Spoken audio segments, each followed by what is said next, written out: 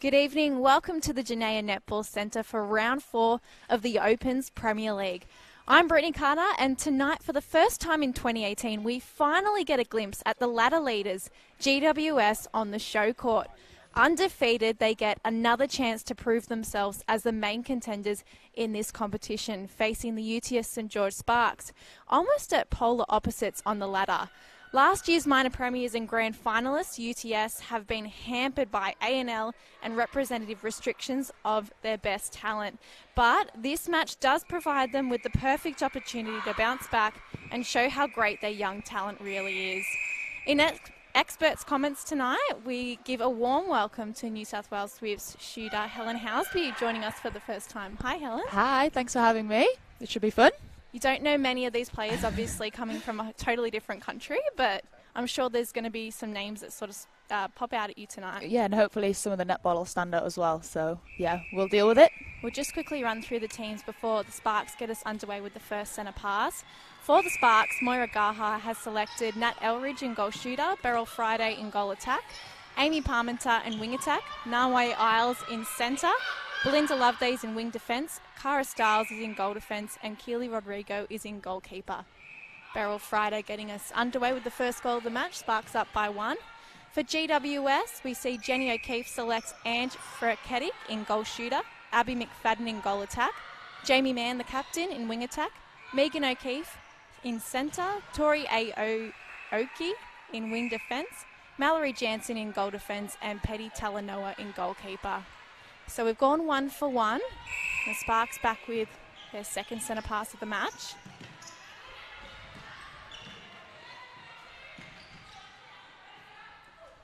Up and over to Parmenter in the pocket, who tries to feed but is sandwiched between two GWS defenders. Yeah, good defensive effort there. Friday on the baseline gives it to Parmenter, who will return the favour, and Friday just pops it up and through. Nice shot.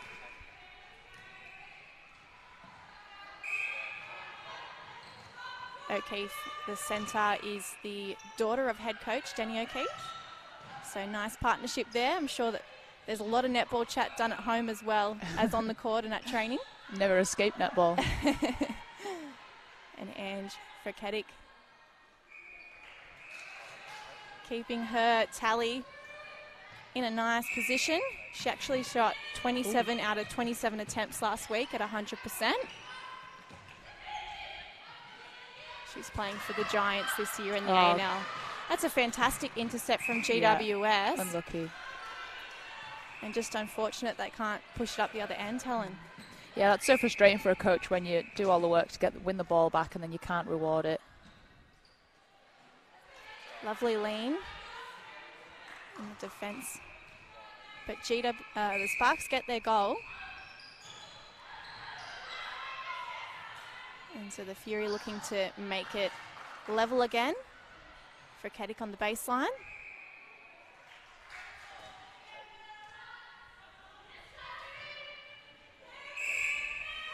Parmenter pushing through for the centre pass. Gives it to Friday. Elridge now has a little hesitation but takes the shot. GWS straight on the ball. And they'll push up through the midcourt now, just through the outside channel. That was an interesting pass, but effective.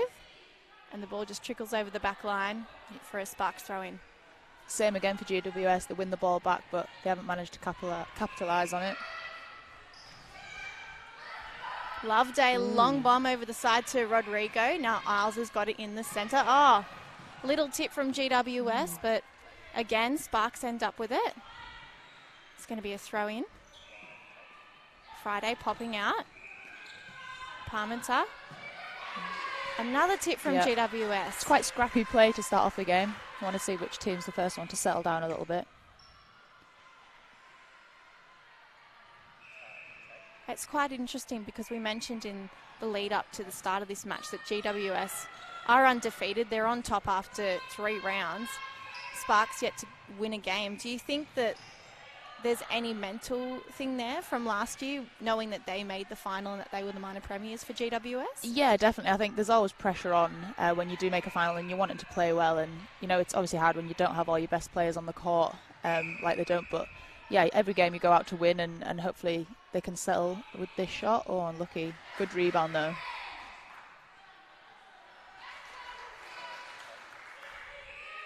Yes, and for Kedic, the shooter just then, has had a phenomenal 2 years. She was selected for the N-Swiss team to play over in New Zealand in the Super Club Championship in 2017.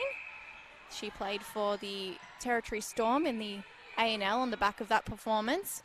And then this year got picked up by the Giants, so she's a little bit closer to home. I was just asking for some help with the centre pass. She gives it to Elridge, who's now stuck, and gives it back to Isles, straight into Friday. Little tip. Nice work between the defenders, but they just can't communicate and get the ball to each other. Sparks straight on the scraps and eager to get the goal that they were first hunting for. Friday, no doubt. Down by 1, the Sparks, and it's a GWS centre.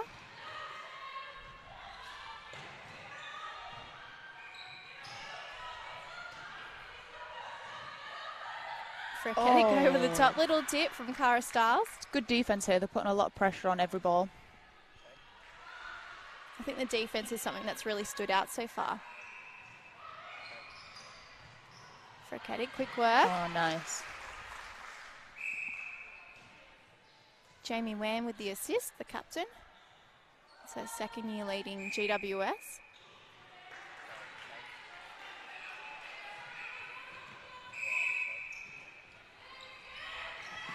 Parmenter goes round to player.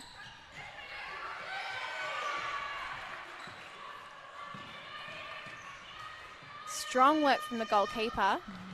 Petty Talanoa is already having a cracking game. Yep.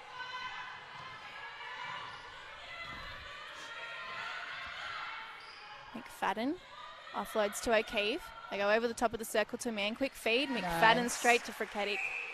Lovely passage of play. Good patient work as well. It's not always going to be so quick to goal. Sometimes you have got to work it around a little bit, which GWS did really well there. Man goes straight to Freketic this time, top of the circle now. Oh, nice work. Nice. GWS starting to find their rhythm. Yep. And just like that, the score's already 8-4. Friday, long ball to Isles, who's in the pocket. She'll go round her player, back to Palmer to top of the circle. And moving backwards, the Sparks, they can't find the position they want to take the shot from. It's great defensive pressure from the circle defenders there. GWS rewarded with a throw-in.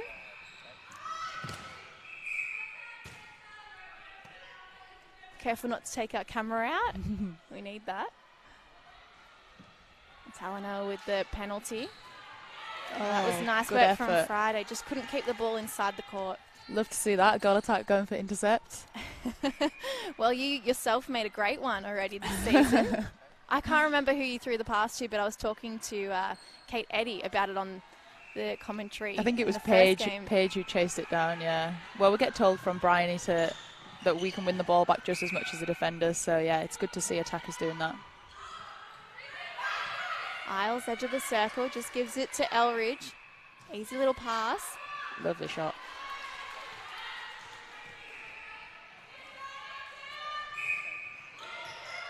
Man driving hard, but the ball goes backwards instead.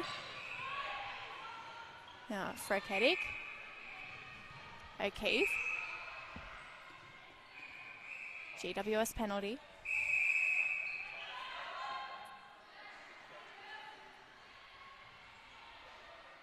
Freketic overarches the back, puts it up through. Around the net before popping through for a goal. Did, yep. Too eager to get over the line. Breaking has to be one of the most annoying things you can do. It definitely does, and it feels the worst when you do it as well. Especially when you've already taken that step and you just know it's coming, the whistle.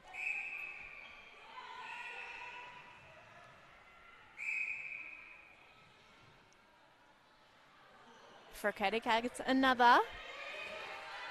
So Fury are up 10 goals to 5 now. We've got just over 6 minutes of play in this first quarter. Oh, good. Oh, lucky.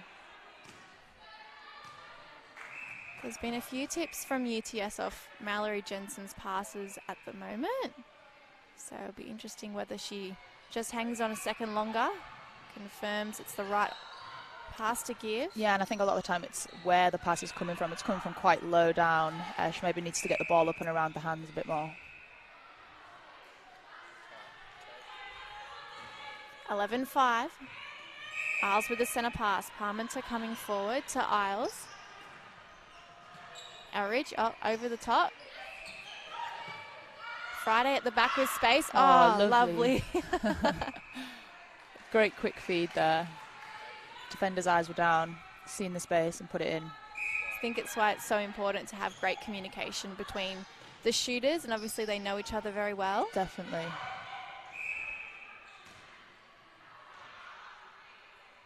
Man, top of the circle. McFadden coming through, can't find space, but Friketic does at the back. And she adds another, 12-6. It doesn't seem like a very fast-paced game at the moment. It doesn't, no.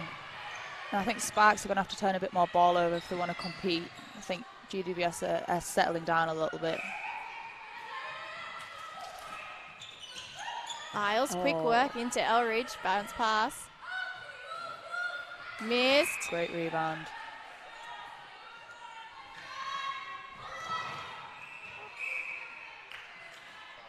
Interesting. Petty Talanoa really is playing very well. She is. There's no easy balls into that circle, which as a shooter, it puts you under so much pressure. And sometimes in that goalkeeper position, it can be hard to stand out because you're only involved for that last passage of play. Yeah, definitely. You are the last line of defence, but you know, when you've got somebody great like that who's going to win ball, it gives so much energy to the whole team. McFadden coming out for the centre pass. She gives it to O'Keefe, who found space. Call. Sees GWS with a shot inside. Shot or pass. She gives it to Friketic, decides to offload. Goes backwards.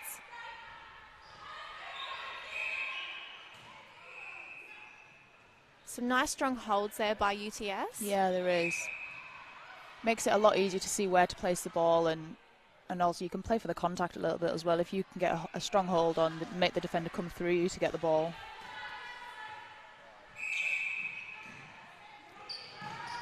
Friday, stuck for an option. Great defence there. Sparks are getting first phase pretty easy, but then they're being shut down completely second phase, and when it gets into the circle.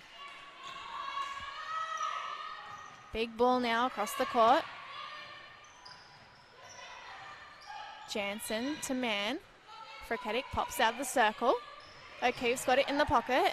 Ooh. Oh, mix up. Man's chasing hard, but so is Rodrigo. It's a good chase there. She's kept it in the court. We'll get a free pass. Oh, turnover.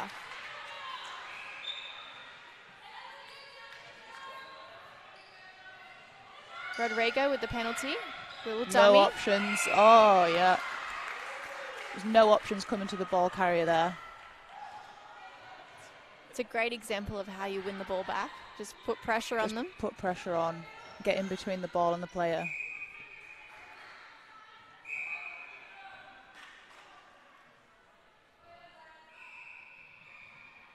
McFadden decides to go up.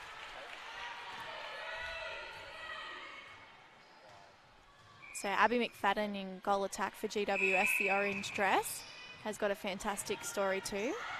She was playing with the under-20s Panthers, who won the first competition. They had to win 6 games in a row, including the grand final, to win, and they did it. Oh, wow. She's a fantastic shooter, and then she moved over to GWS Opens last year, as we see the Sparks just opening up. What a great story that is. And she's offloading to Friketic a lot tonight, and that's obviously because they know how accurate she is, but she can definitely put a shot up. Yeah, and there's no harm in that. If you know you've got a great goal shooter by your side, why not use her obviously it's a lot of work at goal attack, and you do a lot of work outside the circle, so when you come to take the shot, you are probably more tired than a goal shooter might be. I speak from experience. I've played both positions and love both positions, but yeah, it's definitely harder to take the shots as a goal attack. So yeah, I don't see any harm in dishing it off to your goal shooter every now and again. Do you have a preference? Goal attack, yeah. Goal attack. I like to be able to get involved up the court and hopefully win some ball back and get involved in the centre passes and things. But yeah, if I'm feeling a bit tired, goal shooter is a very nice option. Parmenter wins the ball back. We see Nat Elridge put a beautiful shot up with a little flick. Sparks now 9, down to the Fury 16. Sparks are chasing a little bit on defence of the centre pass. GWS look like they're always one step ahead.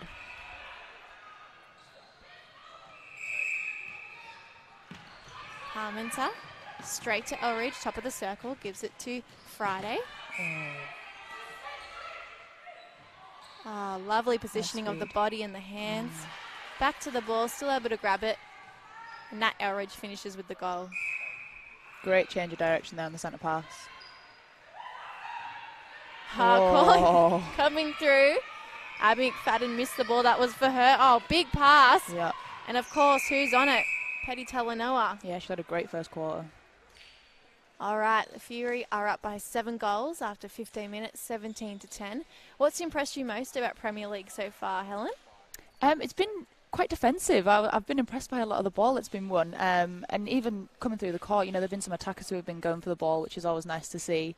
Yeah, I think GWS have definitely settled as the more comfortable team. I think Sparks are going to have to win a bit more ball back if they're going to challenge them. Now let's talk about something that was pretty exciting to see announced today. There's going to be a bit of a player payment rise next year. There is, yeah. Yeah, tell us about it. Do you know much? I don't know much. It's obviously exciting for us. We've been working for this for a long time, and women's sports going in the right direction, and hopefully things like this is steps on that direction. So yeah, it's obviously nice to be getting paid more as a professional athlete, but it's still nothing compared to a lot of sports, and obviously the males get so much more. So yeah, we're always going to be fighting for more, but yeah, it's definitely a nice announcement. Yeah, so I've got the notes here. So the world's best netballers, as yourself, will share in a payment pool of up to $5.32 million per annum, with each club's cap increasing by $15,000 to $515,000, and access to up to $150,000 for employment, education, and/or ambassador roles.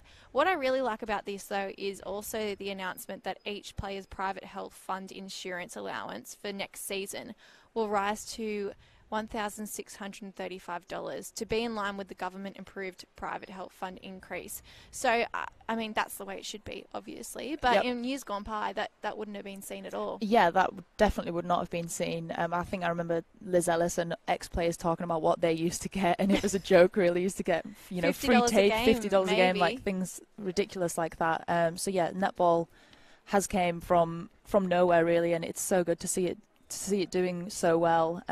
Yeah, and it takes the pressure off. When you've got girls who can focus fully on the netball and fully on being a professional athlete, it takes so much pressure away from having to do other things, and you really can work at your sport, and I think it makes you a better athlete. So yeah, I love to see this. Well, that's the other thing, that netball is starting to really lock down their talent, because we've seen in Australia, and I'm not sure if you've noticed much of this over the last 2 years being here, but many codes here are now fighting for talent and asking, other talent to come forward that might not have made it in other codes at the elite level. So it's interesting that Super Netball is really trying to lock down all their netball talent now. Yeah, definitely. I mean, there's so much competition for sports out here in Australia. We see it in England, but I think out here, you've got AFL women, you've got cricket, you've got soccer. There's so many different options for young girls growing up. But yeah, we want them to be on netballers. So yeah, it's really nice to see this, and for netball to be leading the way for women's sport. All right, so the Swifts are in the top 4. Yes, we are. Yeah, pretty good place for this year. How's it going? Yeah, it's going good. We're really enjoying the season. We've had some good wins, and it's nice to be in that top 4 position. Obviously, it's very tight, with the new rules, the point system. Every team's pretty much could be in the top 4 within 1 or 2 games, so it's always tight, and you've just got to take every game as it comes and hopefully keep on winning. Yeah, well, it is quite interesting, isn't it? Because the Firebirds are in 3rd place, but they've won a game less than you guys. It's just the bonus points that seem to be at play. Yeah, and it is difficult to look at the ladder and know that if this was last season, we would be in third rather than fourth. But yeah, it is how it is. You know, we've got to get better at winning bonus points. You know, that's the rules for this year. So yeah, as long as we keep winning, we've got faith that the ladder will sort itself out. So after round 7 and some topsy-turvy results over the weekend, we're really no closer to determining who will occupy the top 4 places at season's end. So just 6 competition points separate the first place West Coast Fever and the 6th place Sunshine Coast Lightning. I tell you what it does do is it makes it really exciting. It does, yeah, it does. As a fan of the game and as somebody who loves the game, it is great to see that. And, you know, the fans want that. They want a ladder that's close and they want their team to be able to compete. But yeah, as a player, I would like to be a bit further ahead. But yeah, you've just got to settle for what you've got. A lot of talk early from GWS. It's been some really nice shoot-to-shooter passes here from the GWS front line. They seem to know each other really well and are playing well together. So we've seen one change to GWS in the wing defence position. I'm just trying to confirm which player that is that's come on. And no changes to the Sparks. Elridge, a little way out. Oh, lovely. Rolls around and in. You love those ones as a shooter because your heart's in your mouth. I was just going to say, does your heart skip a beat? You love that.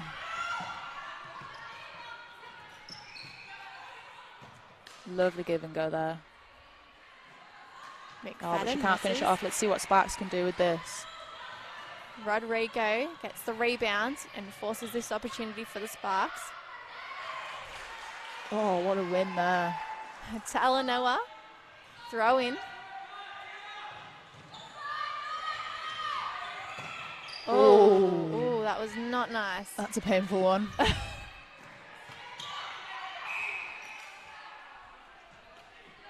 There's a lot of movement happening off the ball for GWS, which is creating a lot more opportunity and options.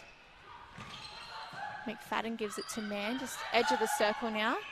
Up top. Little hand from Rodrigo over top ensures that Freketic doesn't get an easy ride. And McFadden, she'll take the penalty shot. Sinks it. 19-12, Yuri up against the Sparks. Missed opportunity there for the Sparks to take 2 goals.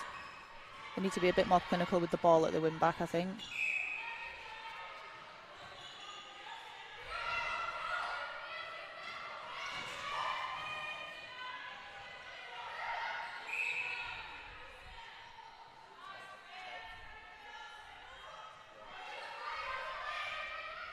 There's a lot of talk being done. There is. Little tip from Jensen. Unfortunately, sees it straight back into the Sparks' hands. Lovely shot. Swish, huh? Nat Elridge really showing us how it's done.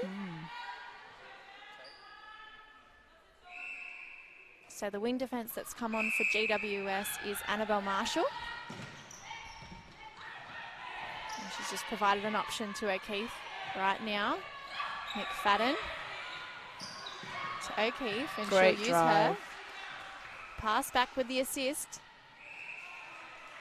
She's a good playmaker, McFadden. She does a lot of work outside the circle, but not afraid to drive in as well and take the shot.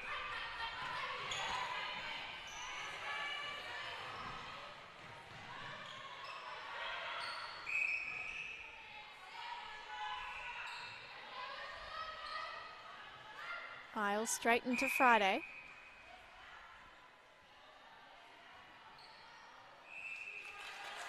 Lovely hold from Jansen.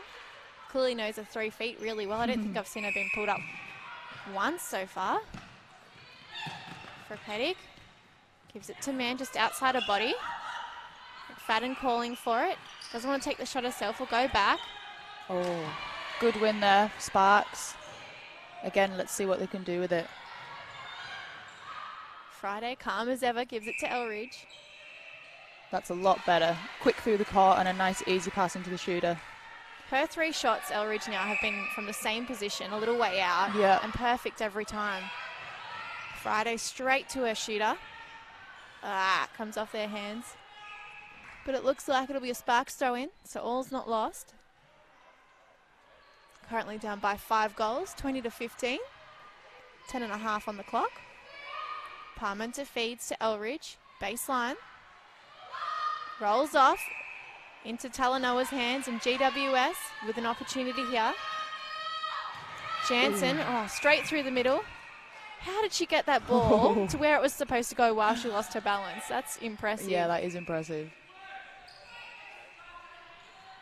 She does a lot of work coming through the court, Jansen, as well, so it's always good to have a defender who's willing to drive through the court. It really gives a lot of speed to the attack end. Well, she's definitely helping set up the play. Yeah. Making the mid-quarters job a little bit easier. McFadden in the pocket gives it to O'Keefe. She'll come back out, but no luck with there. There are just so many options for GWS. So many people are presenting for the ball. It makes it so much easier for the ball carrier to choose who they want to go to and pick the best option. Oh. All set, and then you realise it's not your centre. What a bummer. McFadden goes back to O'Keefe. Quick work to Mann.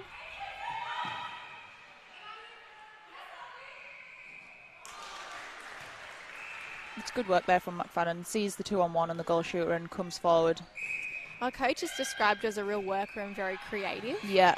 And she said she's a great transitional defender. Yeah, she is. To transition between attack and defence really quickly. It's so important as well to slow the ball down. If you lose the ball, you know, you've got to try and help out your defenders and win it back. Or if you can't win it back, just put a lot of pressure on so it's slow when it gets down to the defenders.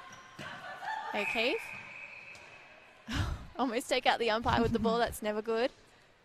Fricketic finishes the job. The Fury are up 23-15. And it's pretty quiet here at the Junaid Netball Centre.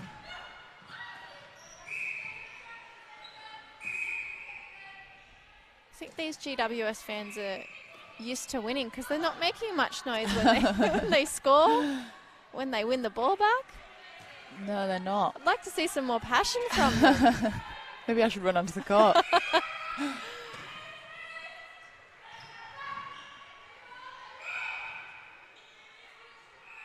Sparks, given an opportunity, edge of the circle.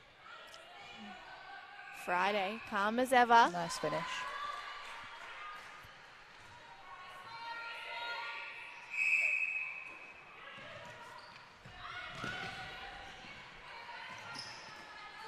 Mann, McFadden. Goes cross court. Oh, great feed. Stick that on the highlights reel. Amazing vision. There's not enough pressure, I think, on this centre pass from the Sparks. You know, they're playing a man-on-man, but they're quite often a big distance from the players, so they're not really putting GWS under any kind of pressure. So you can do that kind of thing when you feel confident and when you don't feel like there's anyone around you. That's when you bring out that kind of thing, and it's great to see. Almost a layup a la Gretel Tippett. Mm-hmm. Oh, lovely shot. The Sparks proving they've got what it takes. Maybe some tighter defence just would help, and hanging on to the ball, treasuring it when they've got it. Fricketic now stuck for an option, but McFadden gives her one. Oh, good contest between Fricketic and Rodrigo at the back. Very physical.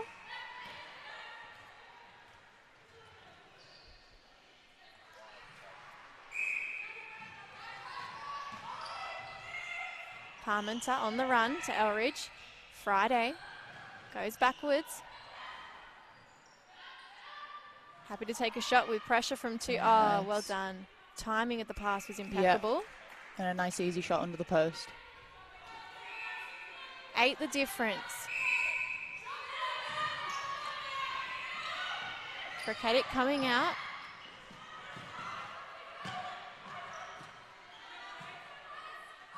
No look pass from McFadden to Fricketic. Oh. Sparks good rebound effort though there. McFadden, little way out. Lovely shot. Doesn't make the same mistake this time. What was good from the Sparks then though is when Fricketic pushed out of the circle to provide an option, we saw Cara Stiles really jump on her and prevent her from getting back into a nice position in the circle. Yeah.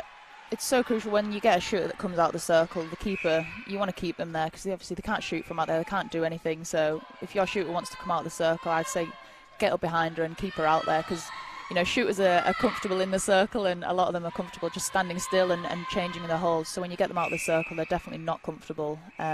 So yeah, I'd say try and keep them there. Jansen to man.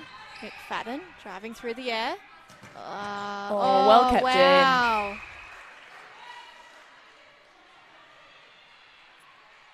in. Nice work in the air by GWS. Yeah, they've got some pretty good athletes, GWS, in the centre court. They're fast and they're chasing every single ball down, which is what you need.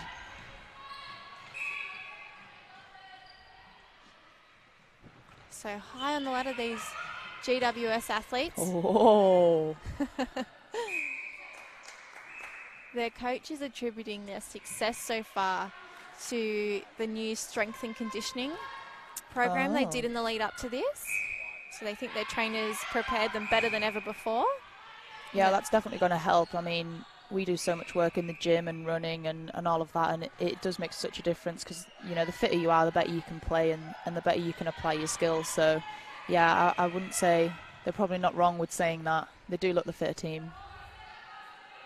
Have you found in all your years playing netball that there's a lot more emphasis on weights and gym work now? Yeah, absolutely. I think it happens every single year. You get more and more weights, you do more and more running, and the athletes are becoming faster and fitter and strong with every single year that netball's played. So, and that does come down to it being more professional, and girls are spending more time in the gym and they've got more time to spare, and they can do these training programs. Yeah, it definitely is going that way, and I think it's great to see, because obviously it makes the sport so much better and it makes it a lot quicker. So you've got to be fit, because it can be really intense sometimes. But yeah, you love to see that, and you always want to see improvements in the game. Man over the top to McFadden, decides to go back to the midcourt. This is the first time I think we've really seen GWS push. Man's calling for it. McFadden in front. Tips it into the Sparks. Really? Unlucky. Good defensive effort there. And nice work following it up when they lost it. Yeah. Isles to Friday. Tries to give it quickly, but unable to do so. Sparks with a penalty pass. Oh. Problem with no-look passes is the other person needs to be expecting it. Yep. I know that one all too well. Talanoa, long ball. Straight into Loveday's hands. Another opportunity here for Sparks. There's only a couple of minutes left before half-time. Let's see what they can do with it.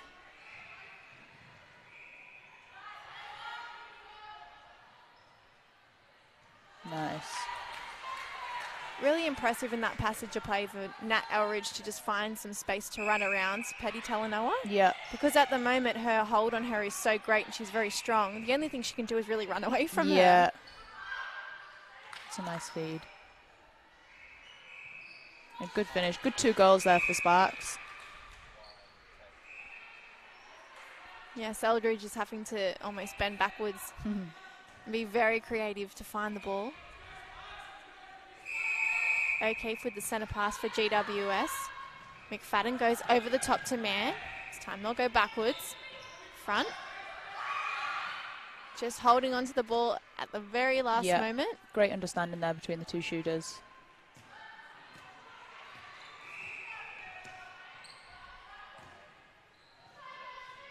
Having come to the Swifts, Helen, I'm sure you hadn't played with Sammy Wallace before. No, I hadn't. I'd seen her play before in England. She was in the Super League, but she played for Mavericks and I played for Manchester. So I knew how good she was, but nah, I'd never played with her. So how do you go about building that understanding when you've got to play in, the world's best competition? It's just time, it's time and training. And obviously I knew a little bit about her game and how she liked to play. And I think it kind of suits me, she's very relaxed. I think if anyone's ever watched her, she's so relaxed and she just plays with natural talent, and yeah, that's something I love to see in a goal shooter, and she's not afraid to put up the longer shots. So for us, it was just about having time together, and I think it's the same for the whole team. Last season there was pretty much an overhaul in the Swifts team, and we had to learn how to play together, and yeah, I think we're seeing the we're seeing that pay off this season. You know, the combinations feel better than they ever have, and we're playing some good netball. So yeah, I'd just say it's all about practice and getting to know, you know, how they like to play, and playing matches together is the best thing that you can do. So yeah, I love playing with Sam, and I also live with her, so yeah, I've got her to go home to after this. I've seen on Instagram that she quite often will make you dinner. Yeah, she did. So when I came back from the Commonwealth Games, she'd made me pasta and decorated the house and things, and yeah, it's really nice.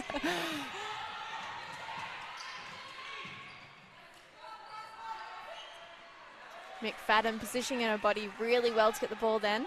Yeah, not long, 15 seconds left. Unfortunately, the lead is quite high as we see Isles. She's going to have to put this up, I think. 6 seconds on the clock. We're going to have to rush here. Free shot at goal. I don't think they'll get to take it. Oh, unlucky. It's a heartbreaker for a shooter. Fury up 32 to the Sparks, 23 at halftime. What do you have to say about that second quarter?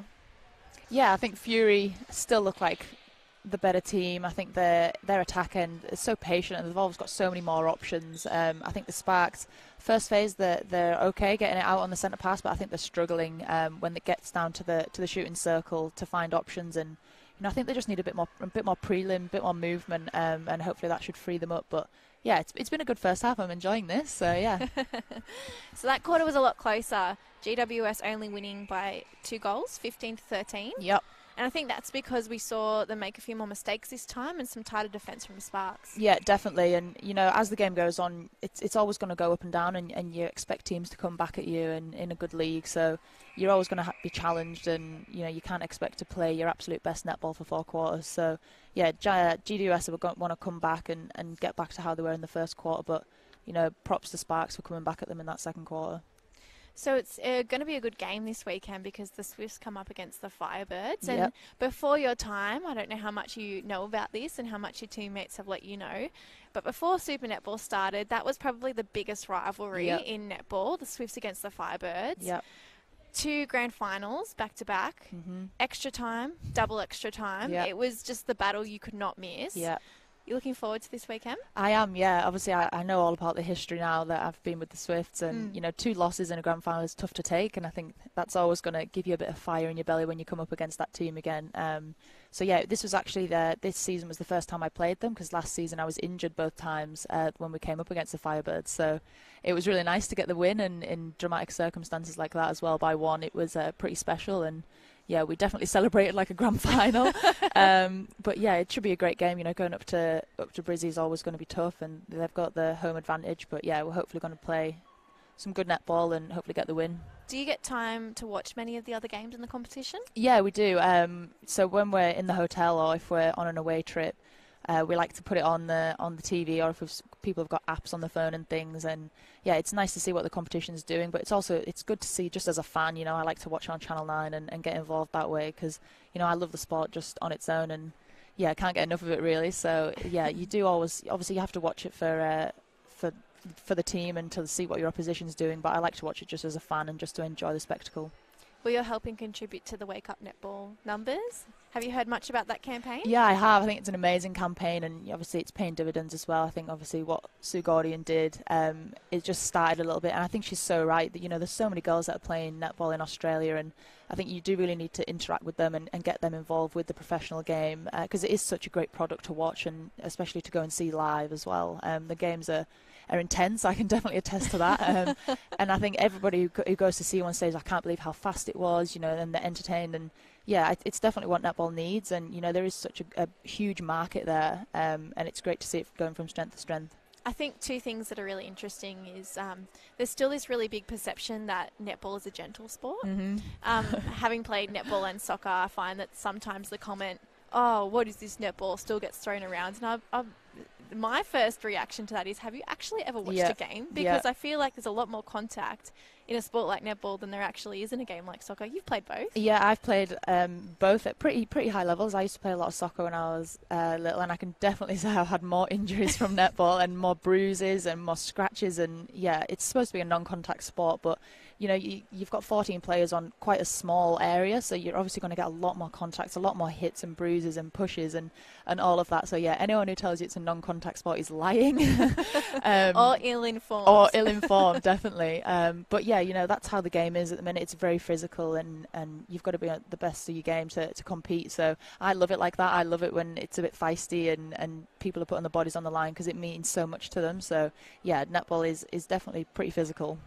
The other thing that's interesting is myself growing up playing netball all my whole life. I actually didn't even know about competitions like, you know, the ANZ Championship and that until I sort of started to work in this space.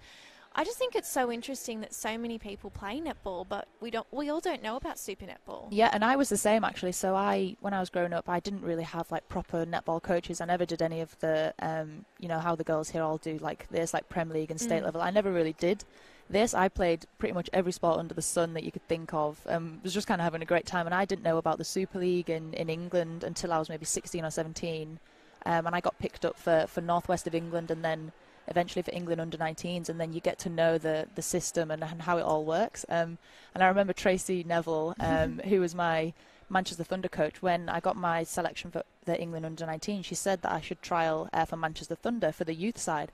And I said, oh, what's that? Like, I had no idea what it was. She was like, oh, the Super League side, like the biggest league in England. And I was like, oh, right, yeah, I'll do that. And then it kind of went from there. So, yeah, it definitely is. You've got to get out there and you've got to interact with people because they might love the sport, but they don't know what's going on at the very top levels, and they're just playing it because they love it. So that was the same for me. You know, I was just going out and playing with my friends and having a good time, and I didn't really know anything about that world. But I certainly do now, and I love it, and I'm glad that I discovered it. So, yeah, hopefully we can get more people to do that. Well, it seems like that Wake Up Netball campaign has gone global. In fact, I've seen people posting about it in South Africa, people posting about it in New Zealand. So obviously, is it taking off in England as well? Yeah, it has. I actually seen my old club, Manchester Thunder, did a post about Wake Up Netball, and you know, some old people I know are getting involved, and it really can be a global campaign because you know, netball goes all around the world, and there are so many different countries that play it, and you know, there's so many athletes who are in Showcourt Super Netball who are from different places. So yeah, it definitely is great that it's spreading around, and hopefully it can keep growing. Now let's talk about last round in Super Netball as well. Obviously, the West Coast Fever have come out and I think stunned everyone this year. I really think that obviously Janelle Fowler-Reid was a massive signing for them, but did anyone expect them to be top of the ladder? To be honest, yeah, Fowler is amazing, and you know, she's a great athlete and she's such a target up there for them. But I also think that their defence end is doing some great stuff as well. So the whole team is performing pretty well. But it's also kind of nice to see them be beat a few times. I mean that in the nicest way possible. It's great for some teams to take some points off them and know that they're not unbeatable, and anyone can play them and compete. And yeah, you know, they're a great team and they're at the top of the ladder, but there are so many people competing and the ladder's so close that it's nice to see that, you know, anyone can have a crack at them. Yeah, well, we saw the Vixens come, you know, from really down the ladder to beat them over the weekend. Did you catch that game? I did, yeah. What a game. Incredible. I think the second quarter, Vixens might have scored 26 goals to 13 or something crazy. We were losing it. Yeah, it was a great game. And, you know, Vixens played really well, and you know, you've got to be at your best every single game in this league. But yeah, that was a pretty special game, and I definitely didn't expect it. I don't know about anybody else, but yeah, it was very enjoyable to watch. Especially, I think, because the Vixens was such a strong powerhouse last season. Yeah, they haven't been doing as well this season, I want to say. But so to come from behind and really take on West Coast Fever, I think is a really big coup for them. Yeah, obviously last season they were the team to beat pretty much. They played so well, and yeah, I don't think they've hit their form, or they hadn't hit the form in the early part of this season. But yeah, that game against Fever, they definitely showed what they're made of. All right, back out on court, the Fury still leading the Sparks 32-23. We're now in the championship quarter, the third quarter of the match. Definitely is. Everybody loves calling it that. Raketic outside the circle in the pocket. Although, to be fair, I think when we played Firebirds, we were down by 6 maybe in the last quarter, so might not be true. McFadden, little way out, misses. Good rebound there. There's been a few times now where Rodrigo or Styles has got a little tip on the ball, and it's just ended up in GWS's hands. Yeah, GWS are definitely better at the rebounds, I think, both attacking and defensively. It's so important as well because it can be anyone's ball, and it means a lot to turn over possession like that. Oh, Elridge. Lovely feed. Turning in the air. Back to the ball. Oh, misses. That would have been icing on the cake for that. Another good offensive rebound there.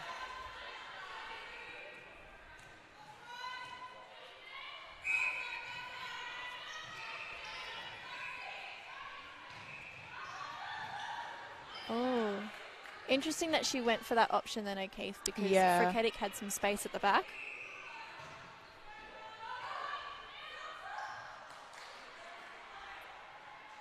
Been a lot of direct passes between the goal attack, goal shooter, which is what you want. You know, as soon as you get the ball, we're drilled to look straight into your shooter, and if you can get it there, you give it. So Friday up and over to Parmenter. She'll have to go back to Friday. And now Friday will try to push in and assist Nat Elridge as she takes the shot. Again, first and second phase was pretty easy for the Sparks, but it's that feed into the circle that they're struggling with, and when they have to do so much work like that, it makes the shooters more likely to miss. So obviously, in an ideal world, you want to be getting first, second phase, and then going straight into the circle. But when you have to play it around like that, it really fatigues the shooters. And sometimes, like you can see there, it makes them miss the first shot and less likely to get the goal on the board. A strong hold from Isles. GWS ball in the circle. Using man on the outside. Oh, rounds nice it shot. In.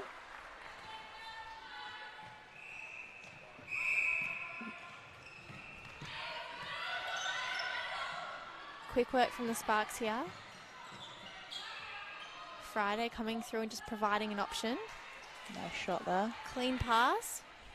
She pushes the Sparks to 26. They're down to the Fury 35. I think you can't really underestimate how much of an impact it is having many of these players off doing representative stuff and not able to fully commit to the Premier League. Yep. Because even when I spoke to Moira Gaha yesterday, she still was sort of waiting to hear who had been allowed to play. So you can't even practice those combinations at training. Yeah, it's so difficult for a coach when you don't know, who you're going to have on game day. And, it is how it is a little bit, because obviously the A&L is a great competition and you want your athletes to be playing there. And in the same breath as well, you also want these athletes in training because they lift the standard of training week in and week out. So it's kind of a win and lose situation. You obviously want your best players on game day, but, it's something that you've got to take what you can get. And, yeah, it's always a tough one for a coach, though, when you don't know what you can put out on game day. That's right. She's got 4 players at least here playing A&L. Amy Parmenter for the Giants, Beryl Friday. Good win there, Sparks.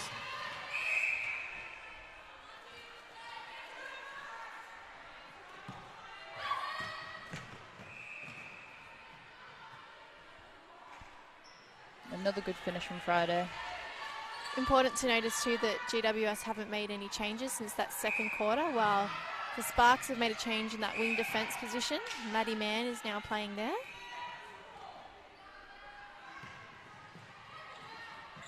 Quick work. Much better ball speed there. They can turn it on. Oh. That's good effort on the rebound there. And the ball's come off Talanoa. Yep. Nice work by the Sparks.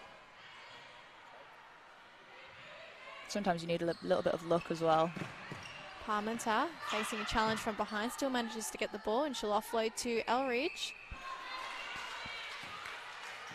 Better work from the Sparks. Yeah, they're only 7 behind now.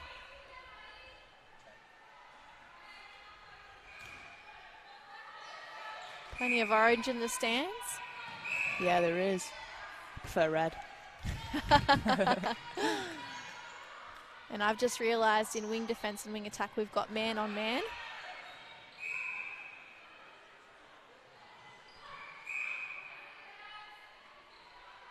I don't think there's any relation there, but the shot. It's pretty interesting.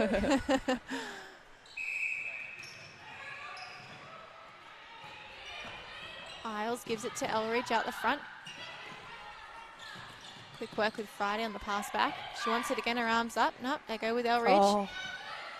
Oh no. Oh dear. Just a clumsy mistake. Sees the GWS pick up the ball. Man, quick work now to Great O'Keefe. speed through court there. Oh, but they give it over.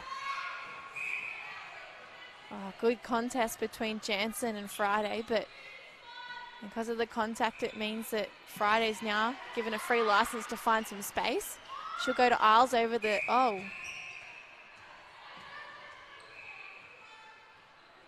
The Giants are certainly a GWS. Different team.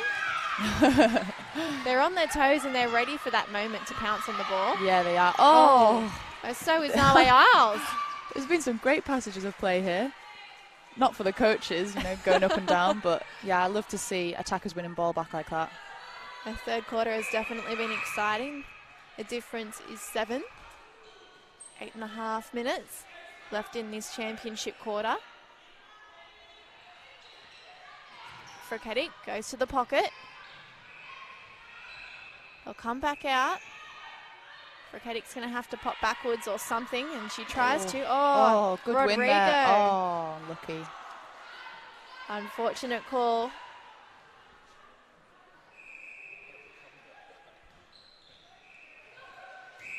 Ooh. Strong challenge. Little pat on the back. In front now, Frakatic. Easy finish.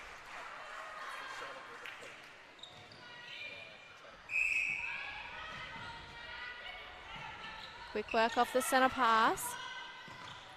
Building now. Someone's going to have to move into the circle. Elridge driving forward. Cuts back, drives forward. Friday's the one to... Nice front drive there. Create the opportunity. Still the gap is 7. The Sparks have done well to come back and make it only 7. Yeah, they really have. I think they're playing it with a lot more speed in the attacking end, which definitely helps. It's like has injected some hope. Yeah. In that halftime break. Need to win a little bit more ball back and then we can see.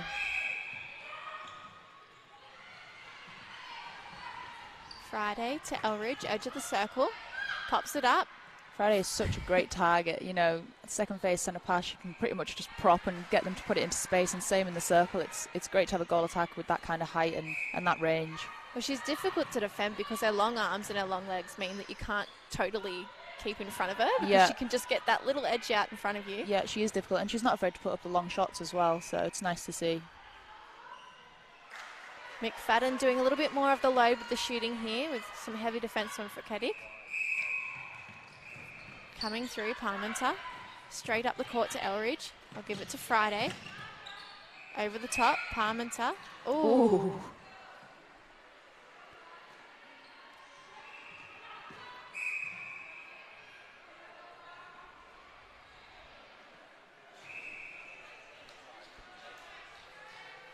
The difference still 7. Yep. Hanging on here, the Sparks. The defence has definitely stepped up a notch. Much better defence. Oh, and so close to that.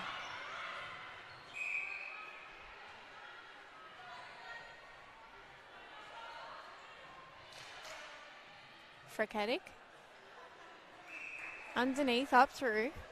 And that kind of defensive pressure, eventually it does start to pay off. You know, you might not win every single ball, but if you make them work harder, eventually they will make mistakes. So yeah, it's good to see Sparks putting on that pressure. So goal attack and wing attack both stuck behind the transverse line for that centre pass, but they've come back and come forward, the Sparks. Good challenge there.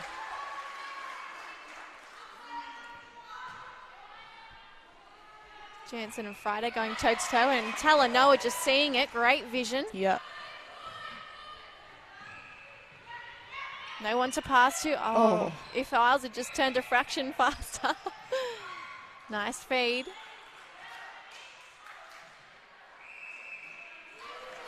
Yeah, it's a big win there for the Fury. They're back within 9 goals now. McFadden over the top of the circle to O'Keefe, just pulling it in with the long arms, and now to Frakatic. Such a shame that this lead has pushed out to 10 goals again. Yeah, I'd like to see a goal-for-goal kind of game. Oh, unlucky. Parmenter trying to go round Talanoa.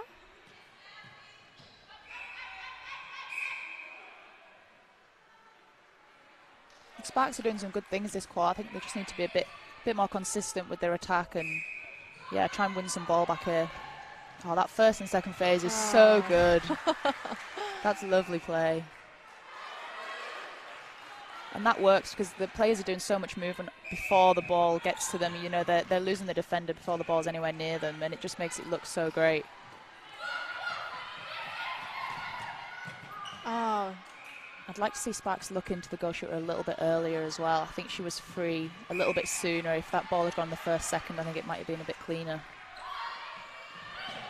Talanoa goes in front to Jansen. Stuck in the mid-court here. It's good defense through court. Forced backwards. Now they'll push out the side. Patient coming through. Nice defense from the Sparks.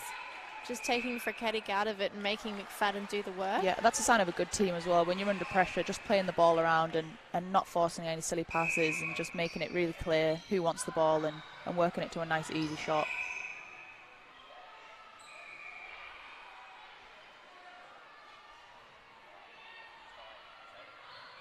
McFadden decides to give the assist rather than taking it to the post.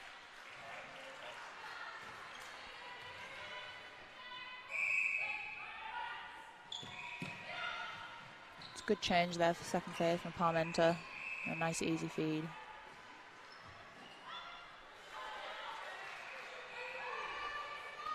Parmenter's doing a lot of work off the ball too. Yeah, she is. Bouncer, Energizer Bunny, just full of so much energy. Oh, good take. Lovely hands from Freketic. Sees GWS add another to their tally. They're in front by 12, the Fury. Yeah. And that 7 gold lead, or distance between the two teams that the Sparks held on to for so long. Yeah. I wonder if it might be the fitness. You know, Sparks started this quarter so well, and they were putting so much energy into attack and into defense. Yeah, things like that. I think a lot of it does come down to fitness. You know, when you get to towards the end of a quarter. Oh. Wow. Oh, I love that. I love that. Yeah, pretty sassy as well, like that.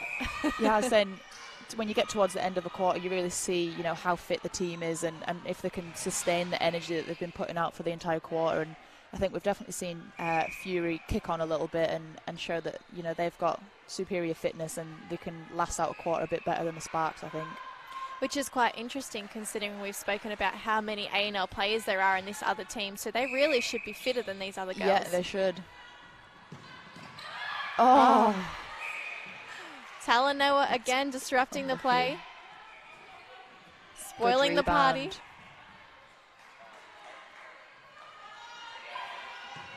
She needs an option though. Oh, it's over a third. That's a coach killer as well from a back line. You want to see a nice easy setup and give the keeper some options. So the difference is 12 with 35 seconds on the clock. The Sparks would like to score another, except Talanoa sees the ball better than they do. They haven't got long to turn this into points. Though McFadden, she's found space under the post. Little wrestle. It's great through court there. 13 goals difference and a GWS centre. Yeah, they'll want to make it 14 as well if they go quick. 10 seconds. Big pass, McFadden, pocket. Little tip from Rodrigo. She's under. 1 second. Oh, no goal, doesn't count. Unlucky. So the difference is now 13, which is massive considering for a long part of that quarter it was 7 goals difference, goal for goal. Yeah. Yeah, it's disappointing. You know, the Sparks started that quarter so well, and you know they just had so much quicker ball movement, and the defense was getting on it. But yeah, you know, you see that in teams. They might start the quarter really well, but it's really how you finish. And if you can't sustain it, then it doesn't really mean anything. So yeah, the Fury have definitely stamped their authority there a little bit. Outscoring UTS in that third quarter, 17-13. So it's an interesting one, isn't it? I really like what you said about the fitness, and that's not something that most people pick up on, but the strength and conditioning obviously is really helping them. Yeah, it definitely is, and it's such a huge thing. 15 minutes, it doesn't seem like a long time, but to be sprinting and changing direction and doing all these different movements, especially at high intensity, it really does get pretty tiring. And, the movements that you're doing at the start of the quarter are going to be so much better than the ones at the end of the quarter, and it's really about which team can sustain that and can keep delivering, centre pass after centre pass and keep working hard. So, yeah, the Fury definitely did that in that quarter. So you mentioned that you get to watch some of the games. Obviously, coming up this weekend, we've got the Sunshine Coast Lightning up against Giants netball. Mm-hmm. Do you pass each other in the corridors with Giants? Do you give each other a bit of a cheeky grin? We do pass each other. Obviously, we see each other quite a bit, training at the same venue and playing at the same venue. And obviously, I've got Serena Guthrie and Joe Hart and my English teammates in that team as well. So, yeah, there's a bit of friendly banter and stuff. But I like it. It adds a bit of fire to the belly. You're always seeing them kind of do things in training. You want to work harder than them. So, yeah, I like it. I like seeing, them move around. And, yeah, it adds a bit of excitement when you get to game day and you come up against the Giants. It's always exciting to play a derby game. So it's interesting with you so close to each other, too, and sharing a lot of the same facilities. It's like you do one push-up, I'll do two. I can watch you from the other side. It's so true, although thankfully we don't really get to see, what they're doing in sessions, and they likewise don't get really to see what we're doing. We kind of stick to ourselves, but yeah, you definitely do pass and you see kind of what they're up to a little bit, and you're like, oh, hi, yeah, we're training as well. And it's friendly, and, it is what it is, but when you get to game day, it's definitely not friendly.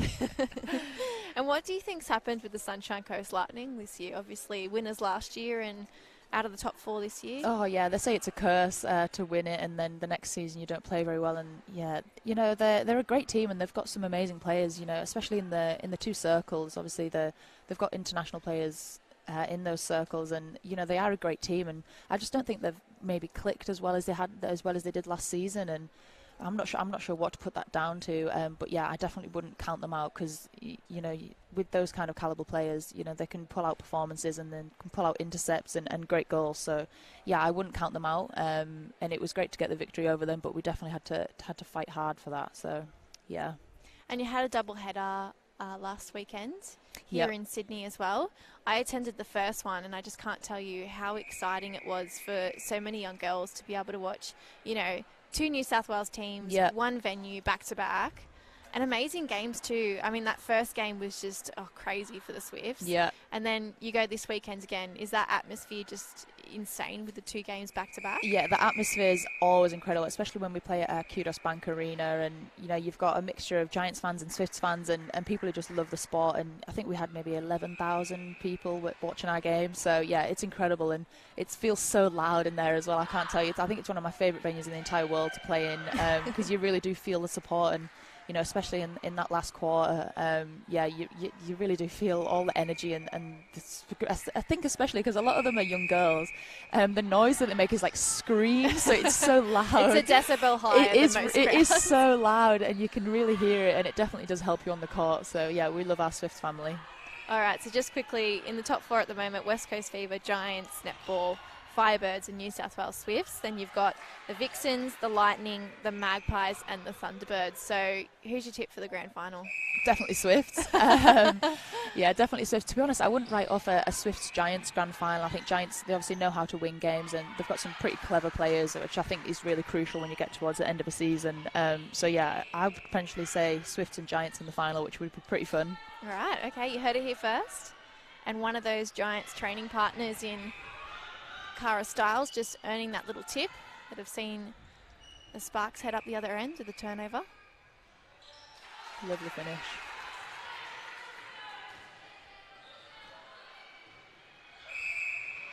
So we've seen Caitlin Fisher come on in centre for the Sparks.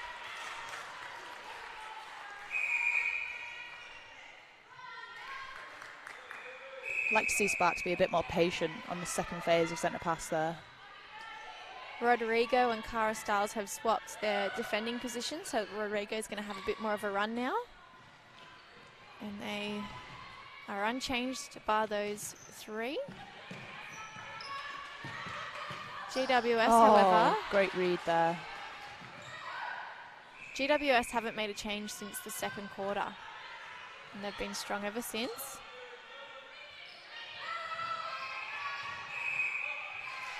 Held ball. Good defensive effort there.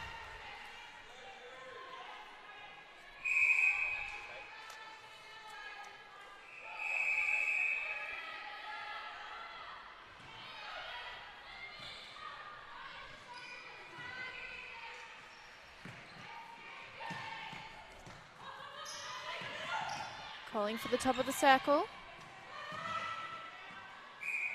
McFadden ball just pops through her legs and out the back. Rodrigo keeping a strong hold on Friketic. Someone we haven't seen come on for GWS who I'd really like to see to take the court soon is An Azizan. Yeah, so the first Malaysian player to play in an overseas league. Oh, wow. She played in the World Cup and is being coached by Tracy Robinson, a former New South Wales coach. I'd love to see her get on as well. So Tracy Robinson is head coach of the Malaysian team at the moment. Previously worked with the West Coast Fever and also the Firebirds. Many of the New South Wales representative teams as well in the pathways. And so she wanted to challenge herself a little bit more, decided to come out to Australia. Is boarding with a Malaysian family out here, just trying to get used to the culture. Oh, wow, that's very cool. Love to see some other internationals out here. Definitely. Nice shot there. Well, we did see Sasha Corbin playing in here in the first season of the Premier League. Oh, yeah, Sash, yeah, she did come out. I think Kadeen as well came out. I'm not sure if she would have played here, but yeah, she came out. There have been so many great shoot-to-shooter passes in this Fury end. Got a really good understanding, and I think they expect each other to get free, which is so crucial. They're not looking away after 1 second if their shooter isn't free. You know, they're expecting each other to get free, and they're trusting that they're going to get free, and it's working. It's all in the eye contact, isn't it? Definitely. One look says 1,000 words. Definitely. You know, we say that a lot in training at Swift, is eye contact. You know, you've got to have it, and you've got to trust in each other to get free and to deliver the ball. Man looking for an option now, gives it to McFadden. She'll go over the top of Rodrigo's long arms, and Friketic's got it in front. Nice finish. It's dead silence here. I can't believe it. The Fury are killing it, and there's not a peep out of their fans. Maybe they're all waiting for the under-20s. Yeah, maybe. They'll be on next at 8:40 on Bar TV.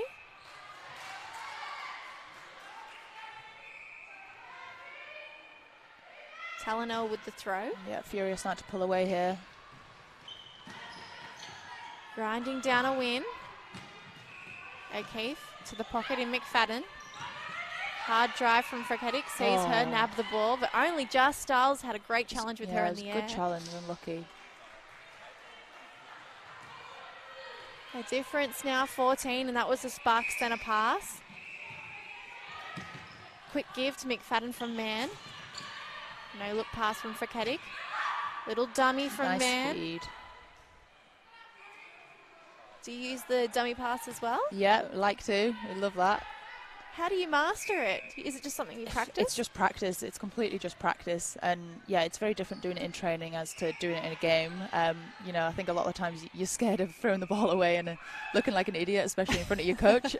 You know, you'll get an earful if you do something dumb. But yeah, I think you've got to try it in training, because obviously it doesn't really matter if you fail in training.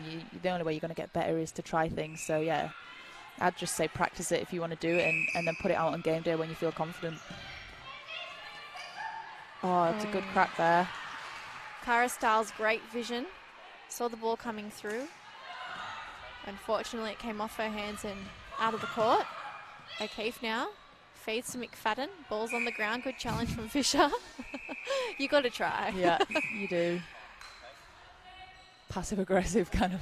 Nobody wants to move.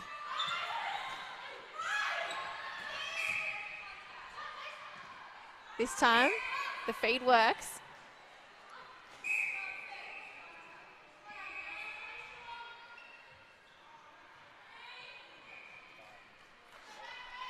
Dead quiet as the Fury add another to the tally, 56-41. Yeah. Elridge way out, calling for it. Isles coming through, strong drive. Fisher. Yeah, the Sparks haven't scored in a little while, I don't think. They could do with this one. Long way out, she takes it to the post. Nice finish. Lovely work. Confident shot. Yeah.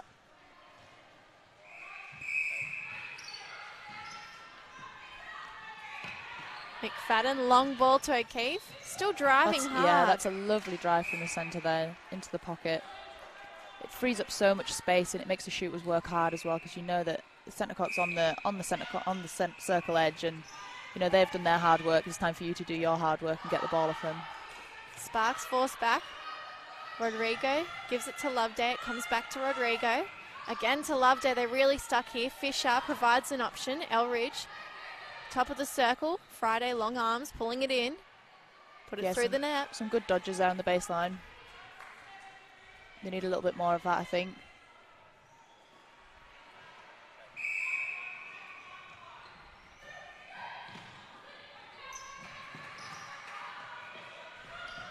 We mentioned the great drive from O'Keefe before, but what's quite impressive that we haven't addressed is that she's been in centre the whole game so far. Yeah. And she hasn't missed a beat. I do not know how centres do it, to be honest. I could not play that position. I get tired enough at goal attack, so yeah, it's quite a punishing position. But yeah, when you're good at it, it looks amazing, and it's impressive to see athletes do that. So yeah, they're obviously involved in every single play and every single second. So yeah, you've got no time to rest really, but yeah, I think they're psychopaths a little bit, really. You know, I don't know why you would want to do that, but yeah, I don't know if Maddie Proud's listening, but yeah, she's definitely a psychopath. But it's definitely an incredible position to play. You know, you've got so much responsibility, and you know, having a good centre makes all the difference. You know, they're the engine of the team, and they're what keeps it running. So yeah, I definitely could not play that position. While we're talking about Maddie Proud, obviously you were their first guest on Net Chicks and Chill. I was, yeah. I was honoured. Sophie Garban as well is behind that YouTube account. Yep. Do you know how it's doing? Has it taken off? Well, we've had a bit of a lapse in content at the minute. I'm not sure if Sophie or Maddie's listening, but yeah, you know, we're wanting some more content. You know, I'm speaking as a fan here. You know, there's a lot of girls who are wanting some more from you.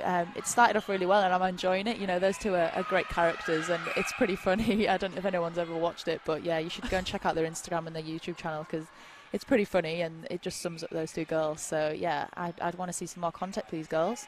I think the wigs were just outstanding. Yeah, the wigs were good, yeah, and they brought little plastic gold medals as well, which was pretty fun. Yeah. We might have to change the hashtag to Wake Up Net Chicks. Don't understand why there's a lapse in content. You heard it here first. Maybe Maddie Proud's decide to write another book, and she's just too busy. You know what, I think she is actually writing a second book. Oh, so, there you go. Yeah. Expect that soon in all good bookstores. We shouldn't joke about it too much. She's very impressive. Yeah, she is very impressive. She's got a lot on her plate.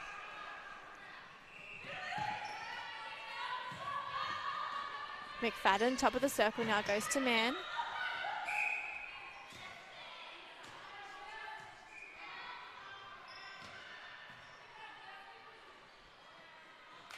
Quick give to Frakatic. Yeah, nice easy finish.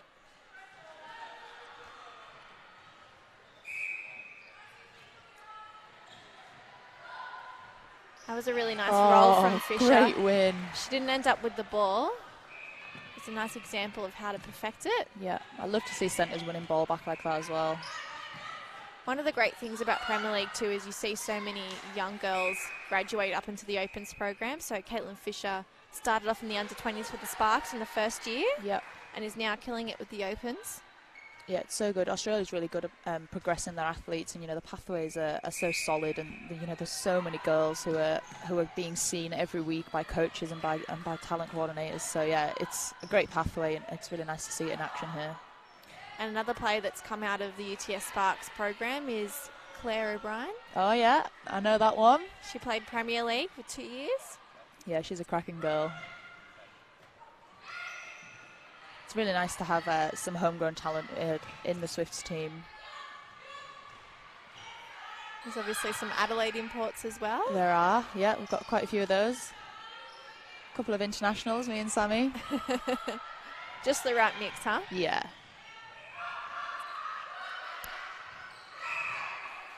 so much pressure on every feed and every pass in this third. Jansen just taking a knee. And so Friday brings the Sparks to 47 with 3 minutes 20 on the clock. They're down by a fair margin now, 13 goals. Oh. Talanoa lost the ball, but she got it for them. That's the main thing. There. She's been great tonight. Bounce pass. McFadden, man, top of the circle. Quick work. Oh, amazing ball movement. Great awareness of space and timing. Yeah, the shooters are really being supported well by the centre court, who are, you know, getting to all edges of the circle and really making it easy to put that ball in.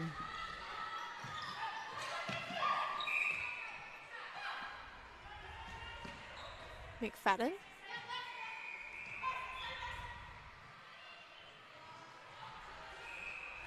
Great shot. There's such variance in the way that they get the ball up there too. We've seen them pop up the top of the circle a couple of times, but they've also used the pocket. Yeah, they're using a lot of different tricks, and that's what you've got to do. You've got to keep it fresh and keep the defence guessing. Nat Elridge just having a little bit of a laugh. That was a great shot. She's been really good tonight on the losing side. Yeah, it's always good to have a bit of a laugh and not take everything too seriously. I always think you play better if you're feeling good and you've got a smile on your face. Nice little nice turn roll from there. Eyes, yeah. Very creative player, Isles. Just always putting the ball where she wants. Oh, great. Wow, unlucky. Lovely fingertips from Elridge, unfortunately. That drive through court is so good from the defence of Fury. It sets up the whole play. Oh, ball through the hands, but guess who's behind it, O'Keefe? Just backing up. Fast feed to Frakatic.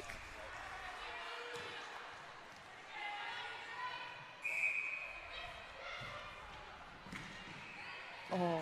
Styles in front, just unable to pull the ball in. GWS throw in. With 1 minute on the clock. Yeah, not long left. Up and over, O'Keefe's waiting. McFadden, long way out. Oh, yeah, it was. That was an obvious step too. Yeah, it was a good call from the umpire. Unlucky though, it was a great drive around the top of the circle.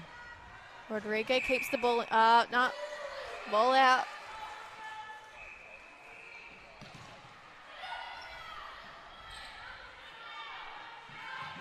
And again, that drive. McFadden free again because they've got 2-on-1. Oh. Oh, unfortunate. Rodrigo straight to her opposition. You have to question whether the 2-on-1 defence is actually working here because McFadden's still confident enough to take it to the post herself. Yeah, and McFadden's such a clever player as well. She sees the 2-on-1 and she knows that she can be the option around the front of the circle. So, yeah, I'm not entirely sure if the 2-on-1's working, but, you've got two great shooters. I think it's pretty difficult to know what to play against them. Long ball. Oh. Frakatic can't keep it in, and that'll be all she wrote. The Fury getting up over the Sparks, 65-48. It's a pretty heavy defeat for UTS. Unfortunately, they're still without a win so far this season. Yeah, they showed some glimpses there in that game. I think it is just about being consistent. I think Fury were definitely the better team across all four quarters. So, yeah, it's a good victory for them. 17 goals, quite a big one, but yeah, they played well and they deserved it. And GWS march on with their winning streak, now 4 from 4. Smiles on their faces show it all. They're pretty happy. Yeah. All right, we'll come back in front of the camera and wrap all this up for you.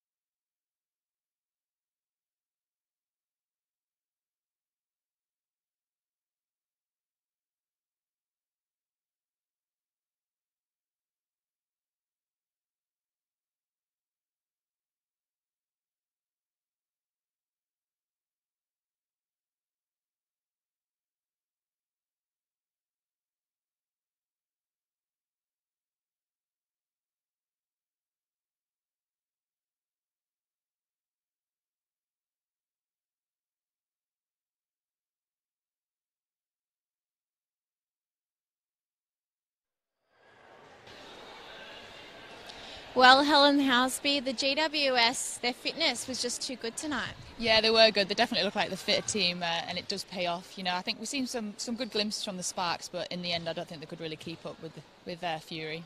Standout player for GWS? I'm going to say McFadden in at goal attack. Obviously, that's only because I'm a goal attack. No, she played great, and she was a good playmaker. She did a lot of work at the centre pass, and she was clever with how she played the circle and going from the 2-on-1 defence. So, yeah, I'd definitely say her.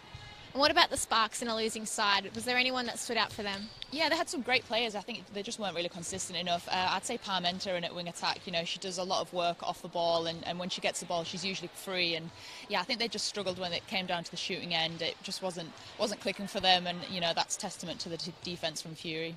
Would that be the one thing you'd be really working on for them? I mean, they haven't won a game in 4 rounds now, so something needs to change in the way that they approach these games. Yeah, and I think we've seen it in the third quarter as well, the ball speed and the movement around the circle. It just frees up the options so much better. So yeah, I think if they can hit that, you know, consistently and really provide a good option from the shooters, then yeah, they should be all right. All right, well, we'll be back very shortly with the under-20s at 8:40. Same teams, GWS up against the UTS St George Sparks. Join us then.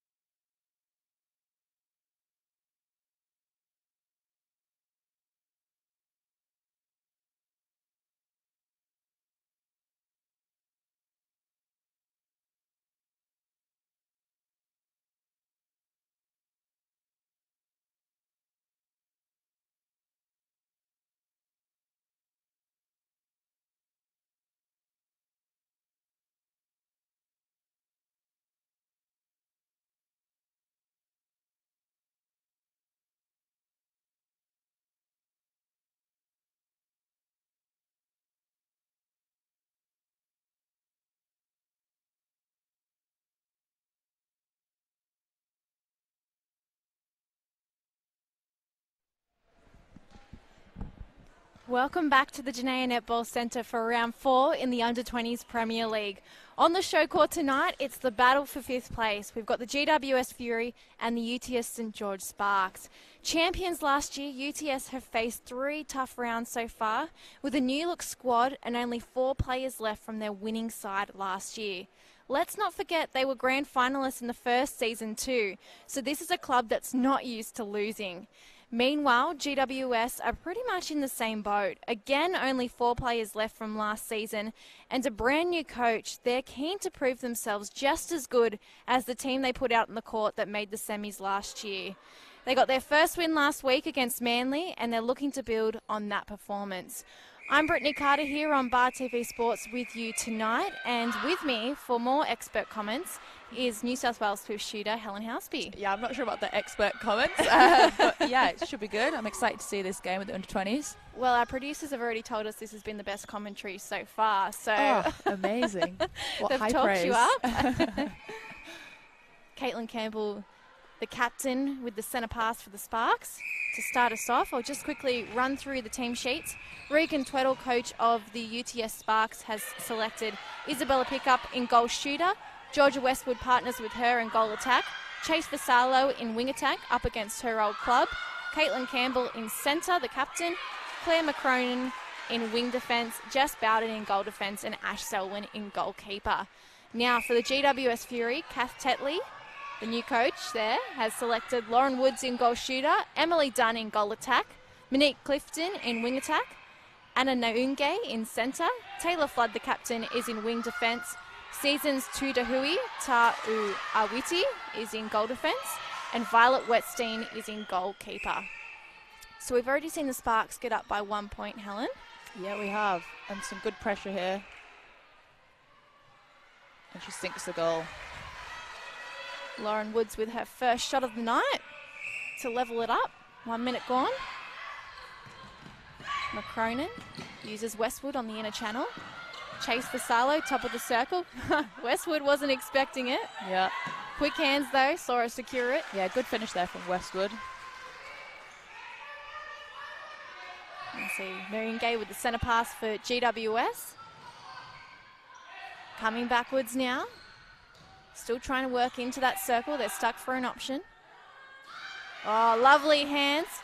Sparks unable to capitalise on the tip to the ball. And we'll see Emily Dunn finish off their efforts. 2-2. Westwood coming out for the centre pass. Gives lateral to Campbell. Nice work by Bella Pickup. And the little to and fro between the wing attack and goal attack. Yeah, love that. Quick give and go, especially when the defenders are off you. You might as well take the space, get a bit closer to the post. Straight shooter to shooter, low pass. Good quick pick hands. up there. Yeah, UTS straight on it. Ash Selwyn gifted a free pass for UTS at the top of the circle. Jess Bowden to McCrowan now. Westwood goes mid-court. Vassallo, Campbell. Bella Pickup unsure of the position, but she'll run backwards. Yeah, nice roll back to the post there from Pickup. Oh, lovely hands. Just keeping the ball in play. Rebounded.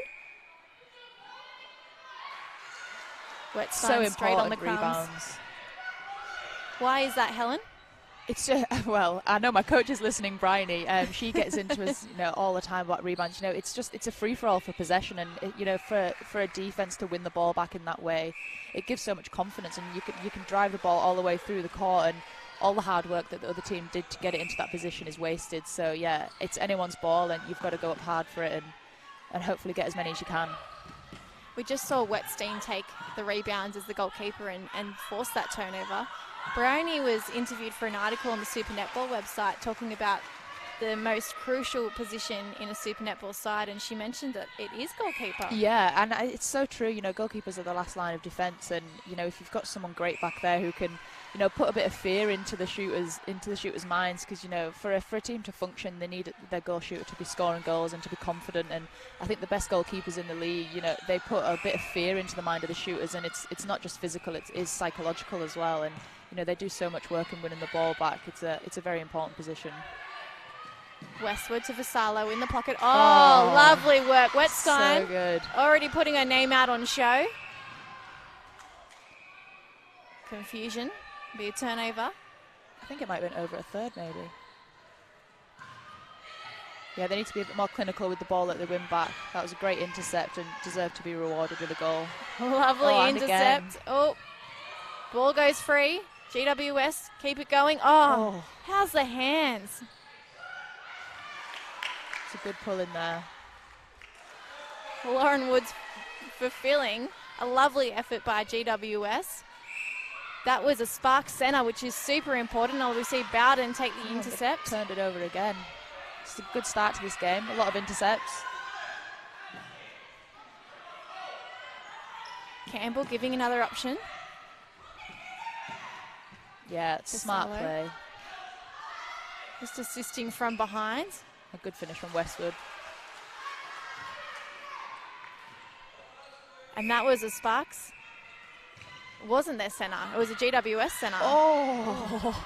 Taken out by the ball, Westwood. She's smiling. And we see again there, the goalkeeper was nowhere near the ball, but it was just the fear. It puts so much fear into you when you know that there's somebody running as fast as they can towards you. It makes you take your eyes off the ball, and it makes you force errors. So, things like that, even though the keeper didn't even touch the ball, it really just put the attacking players around the circle under a lot of pressure.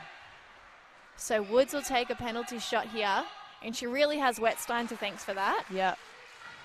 Right at the other end with the turnover from goalkeeper.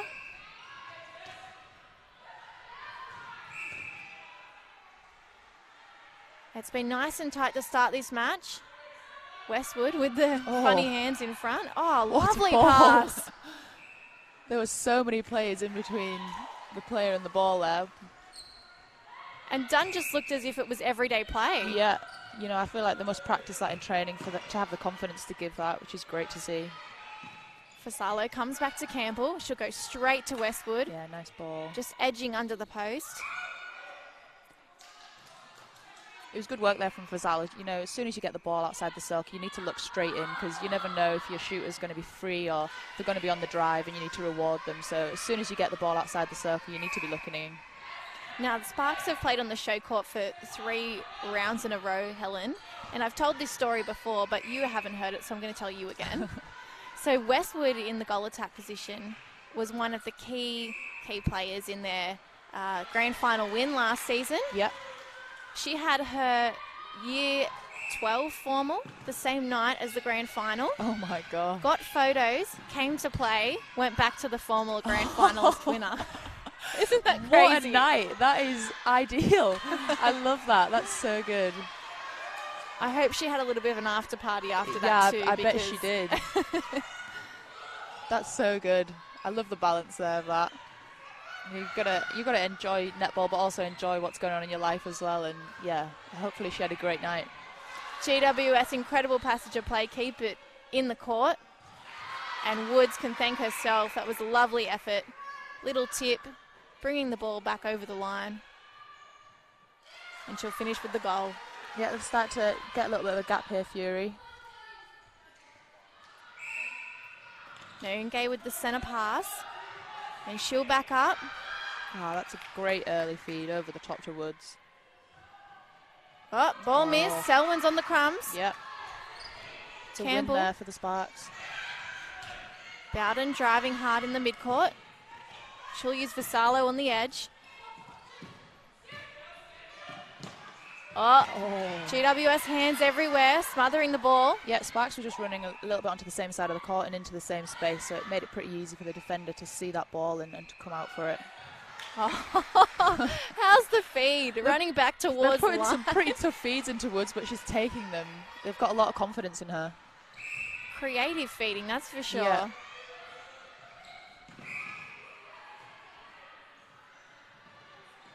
Challenge from GWS sees a free pass for the Sparks.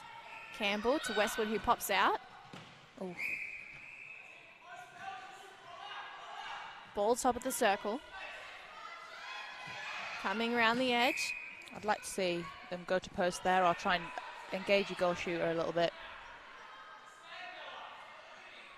So Bella Pickup holding strong so that she can pop backwards. Oh, unlucky.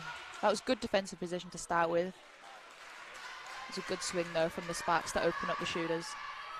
So the Fury up by 3, 10-7. They lead the UTS St. George Sparks. Got a player on the ground. Oh, ball is going everywhere tonight. It is.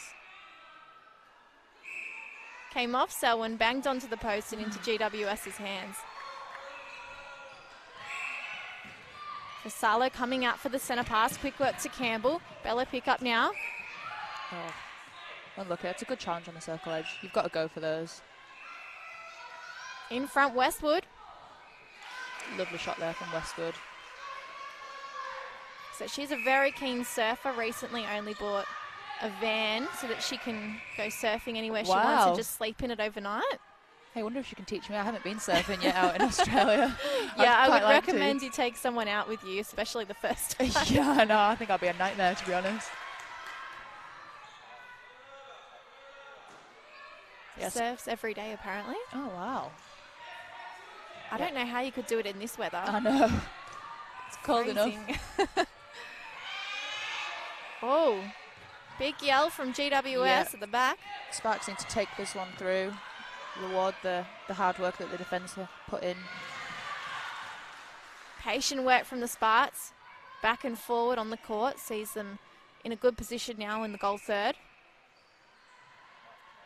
And Campbell has a throw in from sideline. Stuck for an option. She'll go back to the midcourt. Bowden to Campbell. Or a tip from Noonge.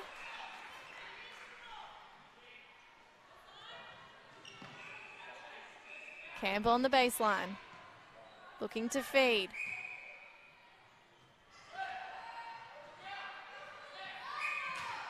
Good challenge from behind. Yeah.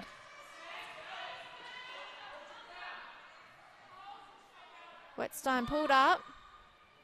Not a bad idea. Yeah, it's a good win for the Sparks there.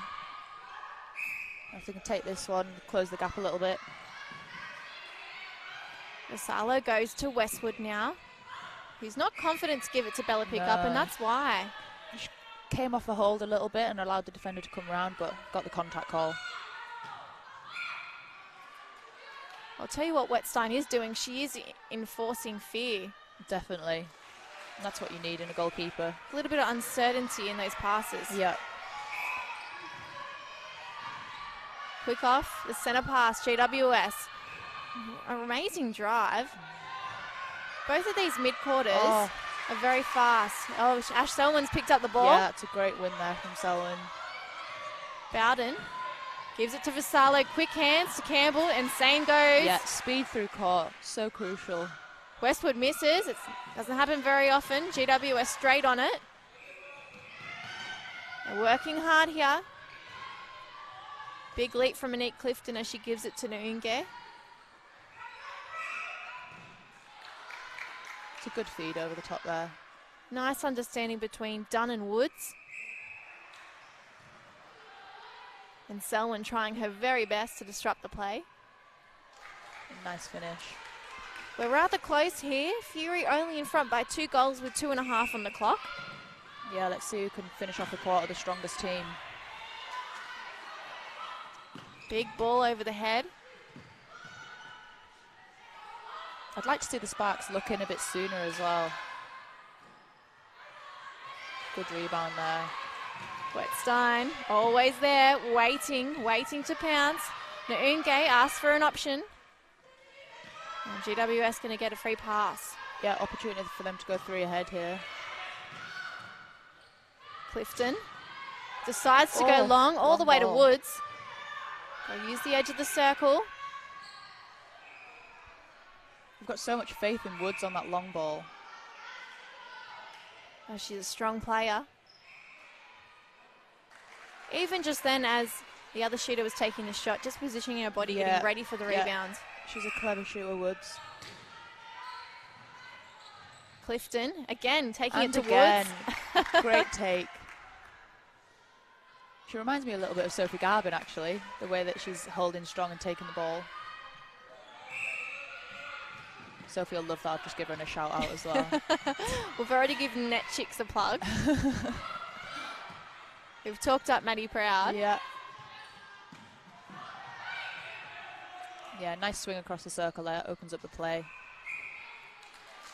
Good drive and finish from Westwood. So GWS have a pretty nice story in the fact that we've mentioned they've only got 4 players that have come back from last year.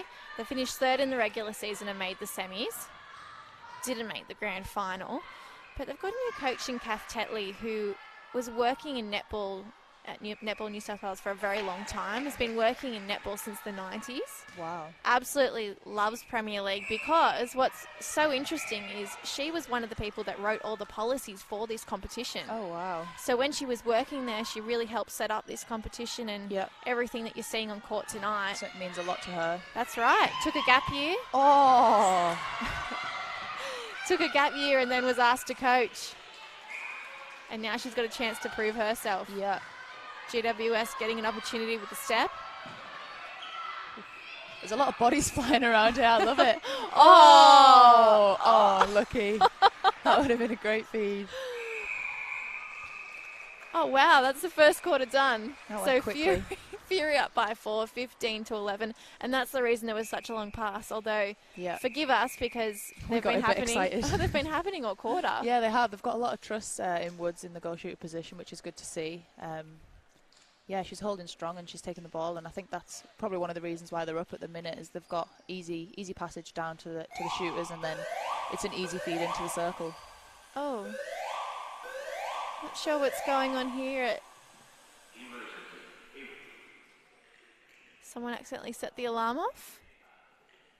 No one seems too alarmed. Does this happen often at the Janae Netball Centre? It doesn't, no. This is a bit interesting. Okay.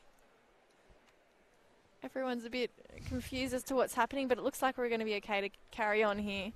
So what's impressed you about the under-20s so far, Helen? It's been a pretty quick game, actually, and I'm liking the defensive pressure as well. There's been a lot of turnovers, a lot of intercepts, but then I think there's been some pretty good composure from the Fury in their attacking end. You know, they're working the ball around and they've got strong hold from Woods in the shooter. So, yeah, it's been a good game, and I like the physicality of it. I always enjoy games when people are putting the body on the lines and going for it, and you can tell that it means a lot to both teams. Something I want to bring up is I read this really great article by you on the Player's Voice. Oh, yeah. You've really made a massive habit of scoring the goal in the final seconds for all your teams. I have. It seems to be a bit of a hallmark now for me. But yeah, I scored one with Manchester Thunder with Tracy Neville was also my coach then to win the Super League, and then obviously did the same at Com Games. I'm not going to complain if that becomes my thing. I would quite like to win some finals by more than one goal, maybe one day. But yeah. It's pretty crazy. You know, it's always a nice thing as a shooter to score a goal, but it's all the hard work from the team and what they do in the 60 minutes before that means so much more. So, yeah, it's pretty crazy that I've had 2 moments like that, and I doubt there'll be any more, but, you know, never say never. Well, has it happened for the Swifts so far this year? I feel like it happened in that very first game. We've won games. Oh, I think that was Sophie Garbin that scored. She'll want me to tell everyone that it was. I think it was Sophie. I think I had the ball and I dished it off to her and she put it in. Your work, though. Come on. I mean, we worked well together there. I think we've had a few win by ones, but I don't think I've had like a buzzer beat or anything. But yeah, we've had some pretty close games, which is always good. For the fans, maybe not for the athletes because it's very tiring and the adrenaline's pumping. But yeah, we've had some pretty good games. And so you've won a grand final over in the English Super League with the Manchester Thunder. Yeah. Well, tell us about that game. How long ago was that now? That was 2014 when we won that. We had a great season. That was my breakout season. On the back of that is I went to Commonwealth Games in Glasgow in 2014 with the England seniors, and that's where I got my first cap. So I was pretty much an unknown quantity before that season, and yeah, obviously had a great season and won it with Tracy, and then got picked up by the England seniors. At that time I was in the under-19s, and I kind of skipped the 21s phase. And As you do, and I'm pretty glad that I did that because we used to come into training and I'd see the training that the 21s were doing for their World Youth Cup, and it looked awful. They were just constantly running, and yeah, I can just remember it. I was like, oh god, I'm gonna have to do that one day, and then I skipped it, so I went straight from nothing to the Commonwealth Games. So yeah, it's been pretty non-stop since then, but yeah, I owe a lot to that season, and that season with Manchester Thunder, and that goal. Yeah, it's funny how one moment can kind of change everything a little bit, but yeah, it was pretty good. I would love to relive that day. It shows you're great under pressure. Well, yeah, I quite enjoy those moments. You know, you live for that, and that's why you train. Is you want to play in the big games, and you want to feel that pressure, and you want to see if you can deliver. So I like to challenge myself, and you know, if you miss the shot, then it is what it is. It would have gone to extra time. So it's definitely not a negative to have confidence and to just go for it. So we're back underway here. The Fury up by 4, 15-11. They led at the first break. Oh, a little tip from Ash Selwyn, disrupting the play. It's a good win there from Selwyn. Done with the throw-in and the fake. Woods just far too strong. Yeah, so quick and so strong into that front space. Makes it really easy for the feeders to see her. Campbell gives it to Westwood straight in front. Little smile from her. I don't think she expected it on that side of the body. I love to see that, a smile on the face. Little tip from Wetstein. She really has been everywhere tonight. Long ball, Vassallo. Oh, wow. Great win. Taylor Flood, the captain, leading by example. To Unge, stuck for an option. Who will she give it to? Close to 3 seconds. Pushing the boundaries. Oh, wow.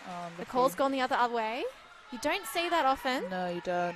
But it is a sign of good umpiring. Yeah, it is. And as well, it's a sign of a physical shooter as well, because sometimes, you know, the umpire sees them getting into position and maybe using their arms a little bit. And, you know, it comes with a caveat. If you're a strong shooter, sometimes you will give away contacts. Up and over the Sparks go as they try to push up the court.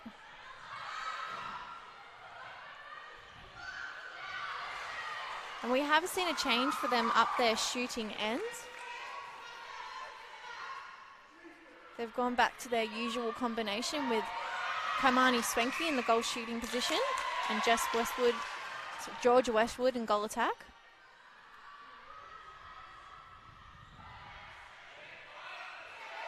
Just seeing her win the ball here. So she's very similar to Woods in that she's strong on the body, able to find her own space through that strongness. And yeah, we'll see how she settles into the game.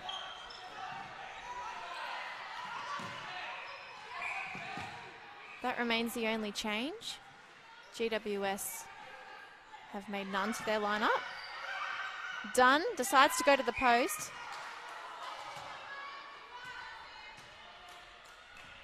And we'll see Bowden pulled up, giving her another chance at the goal. This time it's gone over the baseline. Yeah, it's a chance for Sparks here.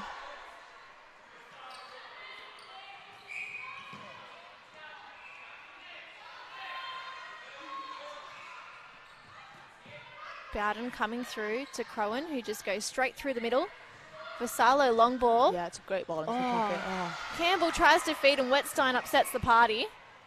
Oh, great win through the court. Oh, Bowden given a little bit of a shove, but it was an accidental one. And you see that so often when there's an intercept. You know, quite often the next ball is the one that's going to be intercepted back again. And, you know, you've got to be on your guard. As soon as you turn the ball over, the other team's really looking to win it back as soon as they can, and I think that's when you're under the most pressure, is getting that ball away. So yeah, it was a great win there from Sparks. Why do you think it happens? Because the team that's just got the ball and forced to just transition to attack isn't ready? it's a rush of blood to the head as well. You know, the ball carrier who's just won the ball, you know, they're suddenly thinking, oh, I've just won the ball. Like, and it does get hard to think a little bit about what you want to do, and you want to try and get rid of the ball as quick as you can, and you're thinking a million different things. So yeah, sometimes it does go to your head and you try and force a pass that you might not normally. And yeah, you know, teams have got to capitalise on that and try and win the ball back straight away.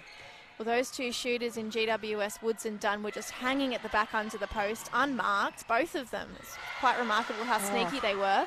And we see Wetstein force another turnover here. Yeah, she's had a lot of wins, Wetstein. Again, very fit, this GWS outfit. Yep. Really quick through the court. A good finish from Woods. Great accuracy. They're up by 4. And that was a Sparks centre. Good drive. Clifton is just running rings around McCrowan. Yeah, that was a great roll around the back. Oh, not often you see that tip of the shot. And the centre collecting it too. It's the worst feeling as a shooter.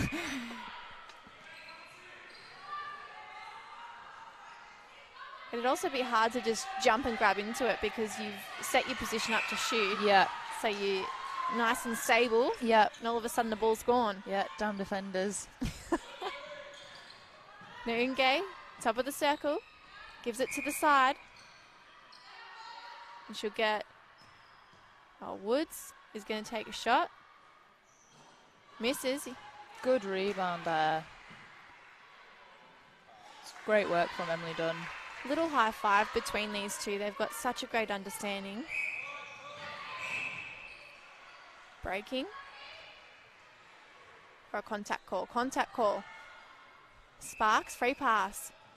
Campbell goes up and over. Wetstein sees the ball coming. She's been pulled up. Swanky, strong. Nice position under the net. Yeah, nice finish.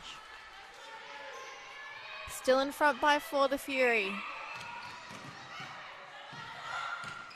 Oh, good challenge from Westwood, but a bit late. I've had my fair share of those.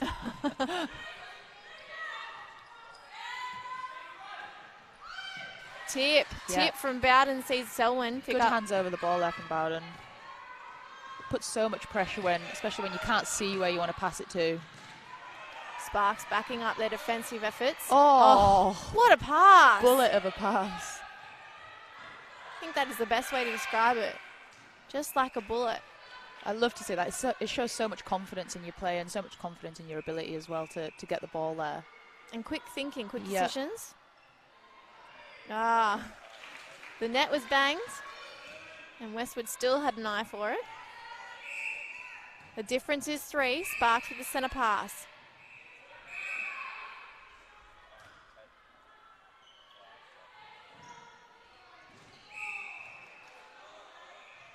So Vassallo with the ball now is up against her old team in GWS. Decided to move over to the Sparks this year. Smart play there from Westwood, double playing it. Noonge goes to Dunn, and they're coming back now. Stuck in the midcourt. Oh! Ball goes over the head. Big win there for the Sparks. They'll want to take this to goal. Wetstein just in front. Just enough to put off Swanky. Looks like they're going to have to battle to get out. Again, they win the ball back and they go so fast down the court. I think sometimes it's unnecessary. They need to make sure that they take it to goal and make sure they reward the efforts. Lovely shot. Dunn just shifting her weight to the left foot before taking the shot.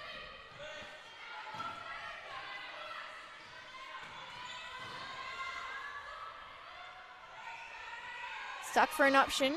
Campbell. Vassallo now. It's great defence here from Fury. Westwood just questioning why it's taking so long to get the ball.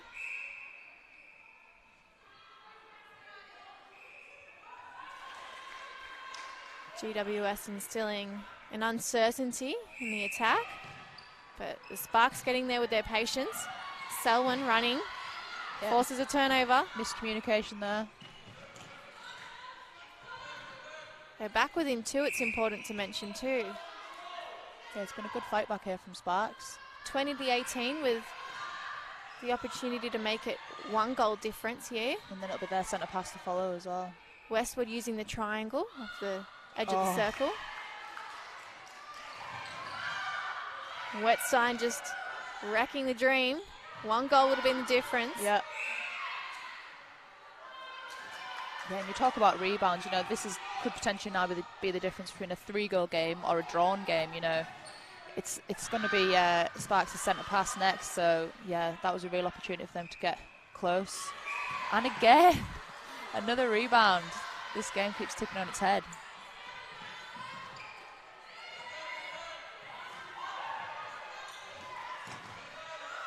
Sparks just stuck for an option at some stages in the game and having to go long.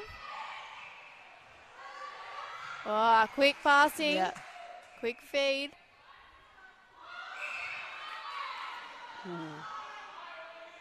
Swanky, strong under the post. Oh, misses. 3 missed shots in a row. Vassallo, little tip, sees it into the hands of McCrowan.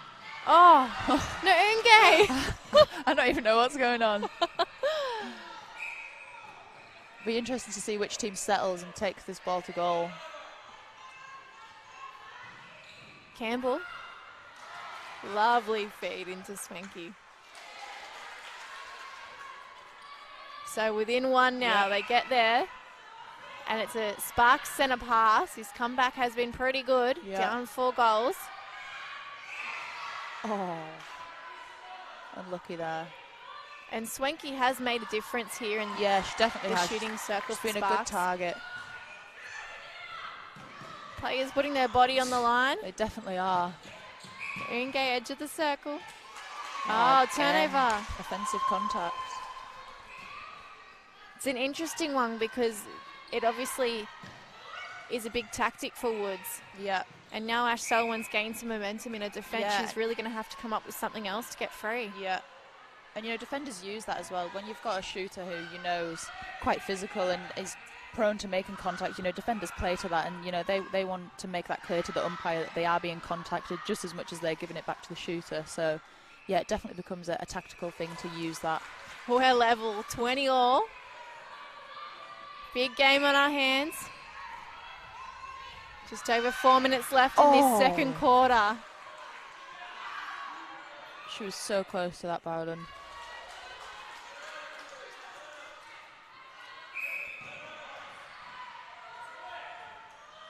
Vassallo driving around the back of her player.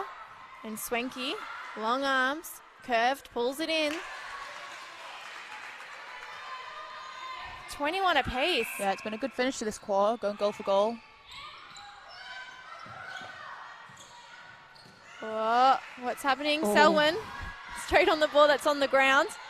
Yeah, threw straight into Selwyn's hands there. Up and over, Swanky, timing the jump perfectly. Sees the Sparks go in front. Yeah, she's providing a really good target, Swanky, in the circle.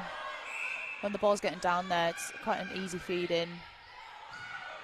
McCrowan, Vassallo, outside channel. Oh, a little tip from Noonge.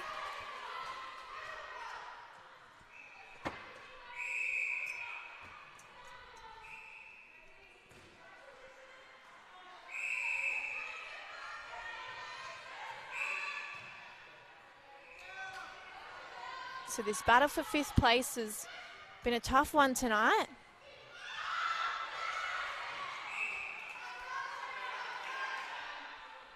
Westwood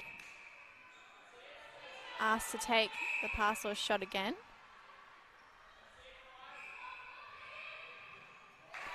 Nails it. Yeah, good finish there from Westwood. Up by 2. This is a really good fight back from the Sparks. Yeah, what a turnaround. Oh. Damn. I was too busy watching the 2 wings. Yeah, that was a painful McCrowan's one. really backed off, but also decided when to push in front. Yeah, it looks like they've lost a bit of confidence, the Fury. Momentum's so important in this game. It only takes one intercept or one missed shot for it to change everything. What a feed that is. The confidence is building in the Sparks, and they're up by 3. 24-21, 2 minutes on the clock. Another centre pass goes their way.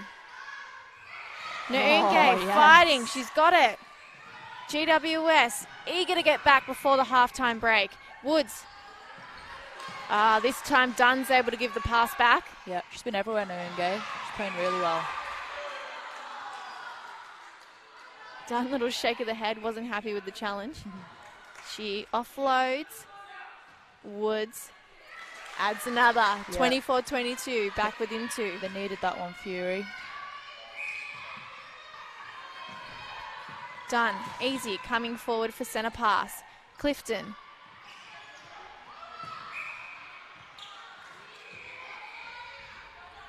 Two in the circle now. Dunn's free. Oh, again, offensive contact.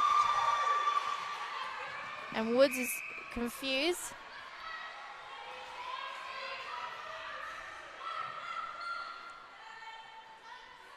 McCrowan. Campbell will drive forward.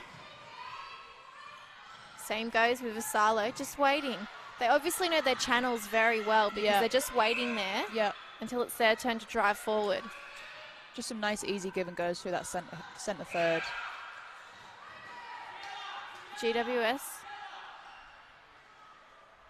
trying to apply pressure here and stop Isgala. They're on the rebounds. Hands from Basalo. 2 Sparks players grabbing the ball. There's 20 seconds on the clock and 2 goals difference. Sparks are up by 2. Eager to make it 3. Westwood, can she do it? Important goal. Gets it in. 25-22, they've come from behind. Down 4 at the first break. And now they're up by 3 with a centre pass in their favour. This will be... There we go. It's always an awkward one, that, when you know the time's going to run out. Centre just stands in the centre circle. Were you impressed by the Sparks fight back? I was, yeah. What a fight back that is. They look a different team completely. And so what about GWS? What's their coach going to say to them at halftime? Oh, I think they've just lost a bit of confidence in the attack end, and you know they're not giving the ball when they're free, and I don't think they're doing enough movement before the ball's getting to them to be free. And then also, you know, they're having a couple of offensive contacts in the circle, which they'll want to clean up and maybe clarify a little bit with the umpires about what she's giving away. But yeah, I mean, all credit to the Sparks for coming back into that.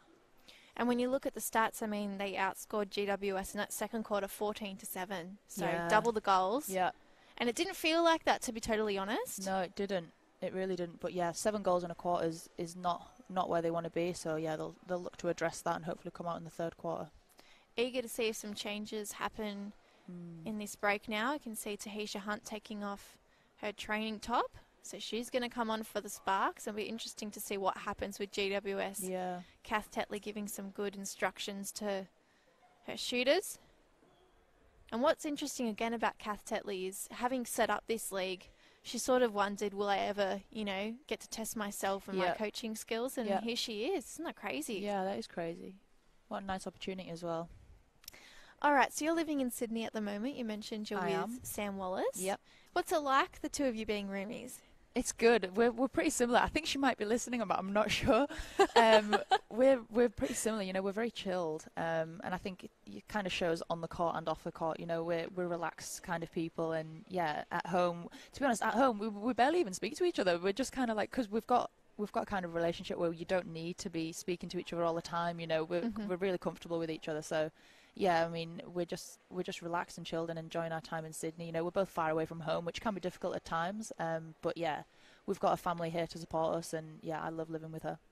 So that living situation, was that set up the first year you came over? Yeah. So we lived together last year, and we also lived with a training partner, Michaela, who came over from Melbourne, but she's back in Melbourne now. Yeah, so there was 3 of us last year, and there's 2 of us this year. Yeah. There you go. Yeah. And do you get homesick? I did at the very start last season when I first came over. I was like, oh my gosh, I'm 21, like I'm over in Sydney and I don't know anybody. I was like, crazy. But then once you settle into the lifestyle and you settle into the team, you know, you don't really think about it. Yeah, I don't get homesick anymore because my life out here is so good. So I'm just enjoying netball, and my family came out for Com games, which was really nice, and they stayed and watched every game and then came down to Sydney for a week afterwards. So yeah, that was really nice to have them out here. And yeah, I know they support me, and my mum gets up at 4 a.m. to watch the games and stuff. Wow. And yeah, she loves it. So yeah. Do you come from a big netballing family? No, not at all. Not really. Well, a sporty family, like a very outdoorsy kind of family. But yeah, my brother and sister, they don't really play much sport. I'm an anomaly, really. Like we're all sporty at school, but nobody ever really went past the school level. Yeah, and I just loved it so much. And yeah, my mum, I owe a lot to my mum because she used to drive me up and down the motorway because I'm from rural England, about 2.5 hours north of Manchester. So I used to have to drive up and down maybe 3 or 4 times a week. And before I passed my test, my mum used to have to do it, and we were getting back at like midnight because we used to train 8 p.m. till 10 p.m. in Manchester. So I was getting back at like 12:30 and then having to go to school, and I felt pretty bad on my mum. But yeah, she said it was worth it, you know, seeing me play for England and achieving things. So yeah, I definitely owe her quite a bit. And so, what is it that you love so much about the lifestyle out here?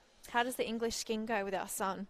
Oh, not too good, to be honest. The girls, actually, this season I haven't been that badly sunburned, but the first week I came out last season, we went to Coogee for our first session, and it was like a conditioning session on the beach.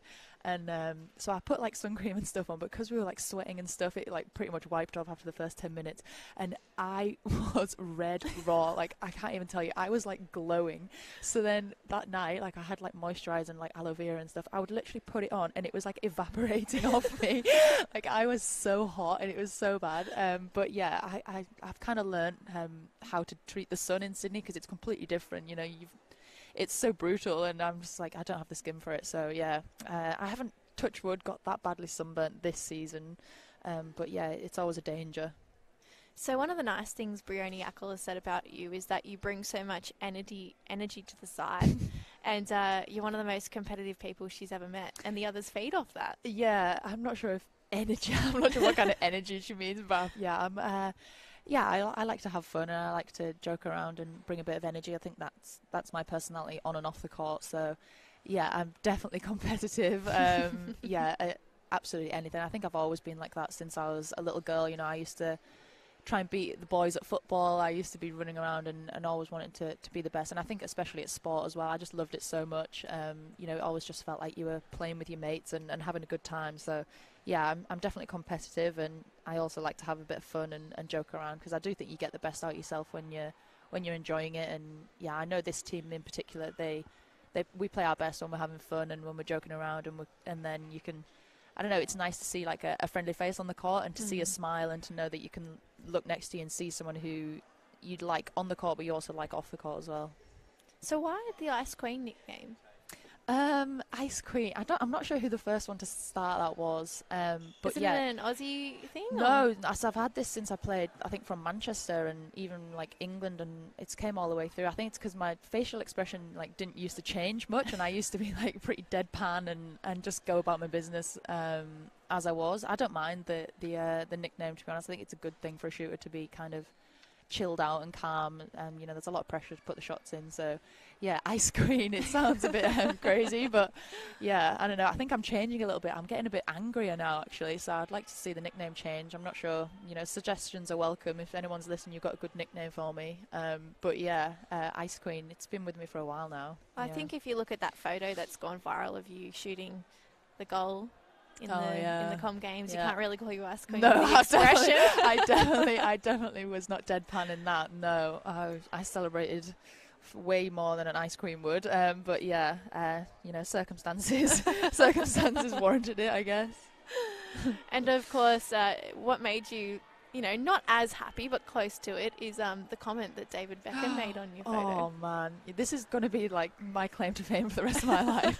I think. Have you framed that comment? No, but I think I will. I genuinely think my career has peaked from that one comment. I think it's downhill from now on. Yes, I grew up a huge Man United fan, England fan, like football. I used to play football at a pretty decent level, and I still love to play around and knock about football. So yeah, I was a huge fan, and when I seen it, I was on the bus actually with all the England girls. We were on the way to the beach to do a load of media, and I seen the comment, and I was genuinely emotional. I was like, guys, David Beckham's commented on my Instagram, and they were like, nah, like, you're just joking. I was like, no, seriously. Oh yeah, it was amazing. Yeah, it's nice to see that kind of outreach, you know, not just netball community that were supportive, but like it was a global community that was supportive, and it was pretty cool to see someone like David comment, and I lost it, to be honest. There were heaps of English, you know, athletes that came out, it past was amazing. and present. Yeah, it was so good. I think what's so great about that is obviously they were taking note of what's happening in netball. Yeah, and it's great for netball to be at the front of that, especially in women's sport, which is doing so well. Westwood missing the shot. Hasn't missed many. Swanky will pick up. Good rebound there from Swanky. Oh, that is cruel. Yeah, we've seen quite a lot of missed shots in the past quarter, and now at the start of this quarter as well. There's a lot of pressure being put on by the defenders. Just quickly before we move on from football, have you been watching the World Cup? I have, yeah. Good win for my England boys. Last minute, they were copied us a bit with the celebration. They did like a big pylon celebration, and I was like, oh, that looks familiar. Yeah, you know, I'd like us to win it before the 92nd minute, I think it was, that we won 2-1. But yeah, I love football, love the World Cup, and yeah, I try and watch matches when I can. So Tahisha Hunt has come on in that centre position for the Sparks. No other changes. And GWS have made a change in their defensive circle. Everyone else seems to be the same, except obviously Flood has also moved into centre and Ananak to wing defence.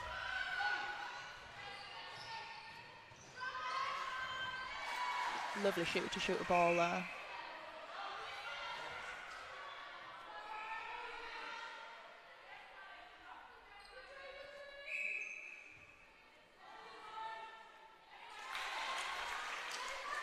Bit of hesitancy from the shooters on the court from both teams at the minute with their shots. I'd like to see them set a little bit, take a little breath. So in that goal defence position, orange dress in action right now. Come onto the court is Sarah Ockenbaugh. What's so great about this GWS team is Kath Tetley was really talking about the culture she's tried to instill. Yeah. And she spoke a lot about, you know, she doesn't take for granted being around Rob Wright and Julie Fitzgerald for such a long period of time, even in an administrative role, but just being around them, picking up on things that she never even realised she did until she's in this position. Yeah. You know, the culture is so important, you know. Obviously, the results that you get, match days, they're important as well, but I think what you create behind the scenes and the values that you instill in players is so important because, you know, you spend a lot of time together playing matches and playing games, but you spend even more time together, you know, in training and on bus journeys and, you know, in the public eye. So I think what you create as a club is so important, and it's something that Bryony's done a lot with us this season with the Swifts. And I think we've got a great culture, and it definitely transfers onto the court. So she values a lot of body language, the behaviour, how they actively speak to each other, eye contact, plenty of high fives. Yep. She's actually said too, if people think they're insane because of the coaching technique, she's happy with that as long as it's working. Yeah, of course. If it's working, then who cares? We spoke about the eye contact a little bit before, but what do those other things do? You know, the behaviour towards each other, the active talking. It makes you a closer unit and closer bonded. So, you know, if you've got the balls to say something to someone's face, or if somebody's not training very well, you know, you get eye contact and you say, look, let's pick it up a bit, or you just need to be honest with each other. And I think, you know, it can be a vulnerable position to put yourself out there and to say what you're thinking and to be really honest with your teammates. But, you know, at the end of the day, these are the ones that you play with, and, you know, hopefully they would do anything to get the win and to support you as a friend and a teammate. So, yeah, it's important to be honest with each other, and, you know, you spend so much time together. If you don't like each other, then it's not going to be very fun. And I think, you know, especially these girls here, you know, they play the sport because they enjoy it and they love the competition. So, yeah, it's definitely good to have good girls around you. Fantastic shot from Georgia Westwood. Yeah, I love the shot. It was a great turnover right at the other end by the Sparks. They spent a lot of time together when they headed out to Orange in February, GWS, and they played in the Heart Kids Cup. Oh, nice. There. So apparently that involves a number of Netball New South Wales and Netball ACT rep teams, and 2 Orange Netball Association sides face off against each other. Have you been to Orange before? Yeah, we went to Orange in pre-season for a little trip. We went to Orange and Dubbo, and we went to the zoo out there, and yeah, we had a little fan day where we did some coaching with the girls. It was really fun. It was my first time actually going out to rural New South Wales, so I really enjoyed it. The bus journey was pretty long, but yeah, it was great out there, and everybody was so welcoming. So there were 18 teams in that Heart Kids Cup competition, and the under-20s here on court for GWS were undefeated and won the tournament. Oh, nice. Charlotte Silk was named player of the tournament too, and she's not come on yet tonight, but she is sitting on the bench. Oh, lucky. So great pre-season leading into what looks like at the moment a great season on court. Yep. Some good work there from the defence, Sparks, which put confusion. Oh. Little tip from Woods. Oh, unlucky. It's all right. Her head's up. She's moving on. Yeah. She's frustrated, though. Yeah, she is. You can tell by body language. I still love to see that, though. You know, attackers going for the ball, trying to win it back for the team. Yeah, it's no secret that shooters probably aren't the best defenders. I know that very well. But, yeah, you've got to do your bit and try and get any ball that you can. Hunt popping the ball over to Vassallo, who's in the pocket. Great feed from And Vassallo. Swanky quite often will have her back to the ball, but just has this real ability to use her wrist to flick it back into herself. Yeah. Strong wrist, strong hands. Clifton coming up for the centre pass. The Sparks have really pushed on from that lead that they took into the break. They lead the Fury by 6 goals now. Yeah. And I don't think watching the first quarter and even the first half of the second quarter that we would have expected this score. No, definitely not. Sparks have completely changed how they're playing. They're putting a lot of pressure on the first and second phase of Fury's centre pass. And look at that, and winning rebounds as well, which is so crucial.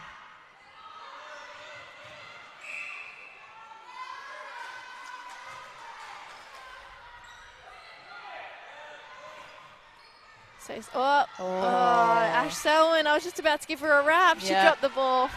That's a coach killer as well. So Selwyn made the New South Wales under-17s this year. Georgia Westwood, who's up the other end shooting and goal attack, made the New South Wales under-19s. And Jessica Bowden on court in that goal defence blue dress, she made the New South Wales talent development squad. So they've got a great calibre of players at Sparks. Yep. Lovely finish. Another player to come out of their Opens program is Christina Bryce. You might know that name. Yeah, I know that one. It's so good as well to see these young girls actually transfer to the highest level and to see the progression. Makes it all worthwhile. Because you never know who the next big talent's going to be. Clifton.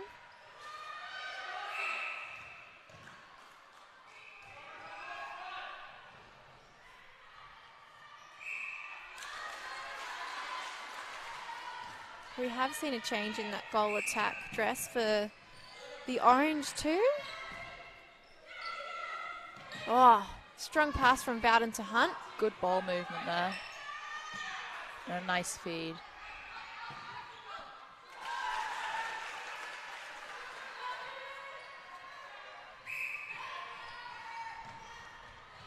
Woods out the circle. Oh, a little fake. Up. Very patient from Fury. Working it around to a nice position for the shooters. Good goal.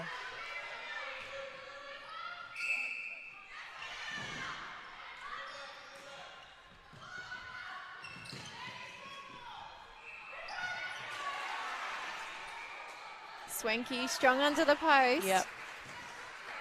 Vassallo's supporting them really well in that wing attack position as well.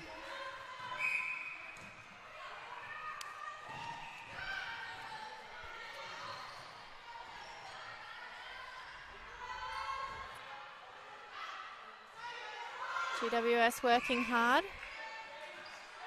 Struggling to find some free space in their circle. Yeah. It's a big win there for the Sparks.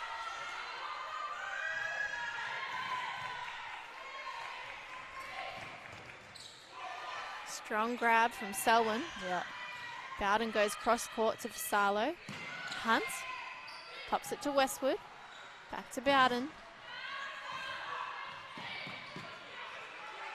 They're patient, the Sparks. This is experience at play here. Yeah.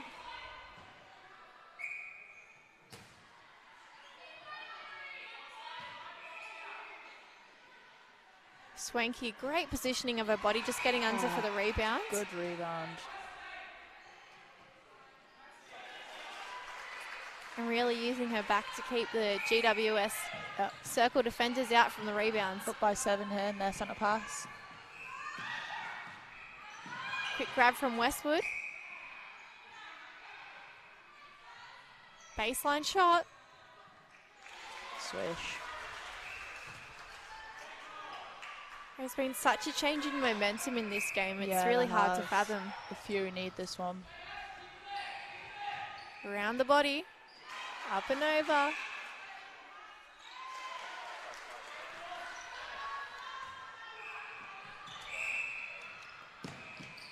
Quick work off the centre pass for the Sparks. Really good change from Vassallo down the second phase. Oh, Westwood coming through, pulled up.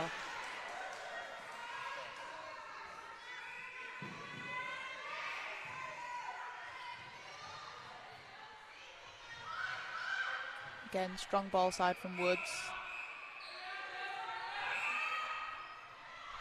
And she wins the contact call. A lot of calling being done from the GWS fans.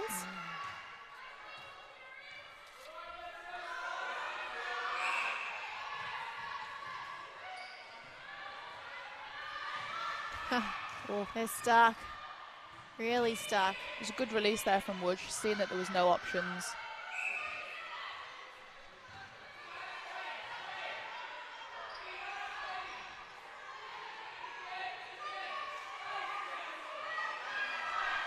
A lot of yelling being done. Yeah. Whoa, yeah.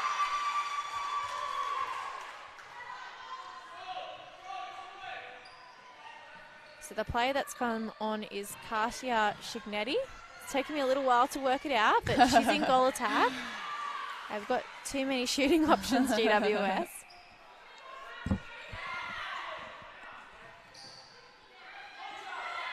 It's always hard with this under-20s competition because the talent is so raw. Yeah. It's a great drive there from Vassallo into the pocket. Big rebound for Fury here. They need to take this one through the court. Shignetti goes backwards. Clifton gives it to Flood. Oh, great strong. take. Through the middle of two defenders, Yeah. Woods. And now in front. It's not easy that, to keep your eyes on the ball when you know you're probably going to get hit. And they've come back, the Fury. They're only down by 5. Yeah. Definitely not out of this one. Westwood goes back to Hunt. Oh, little tip. Noongay's got such great flair about her game. Yeah, she's a great athlete. Originally from Fiji. And quite unpredictable about the way she plays the game.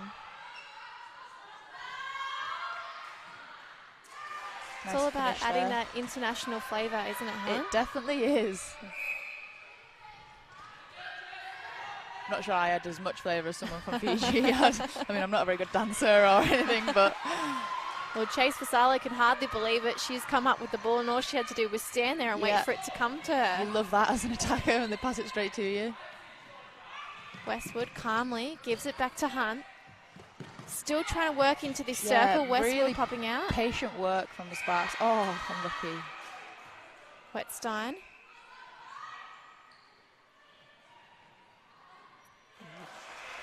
Timing just hasn't been as concise from Wetstein in these following 2 quarters. Yeah. The first quarter she was everywhere. Yeah.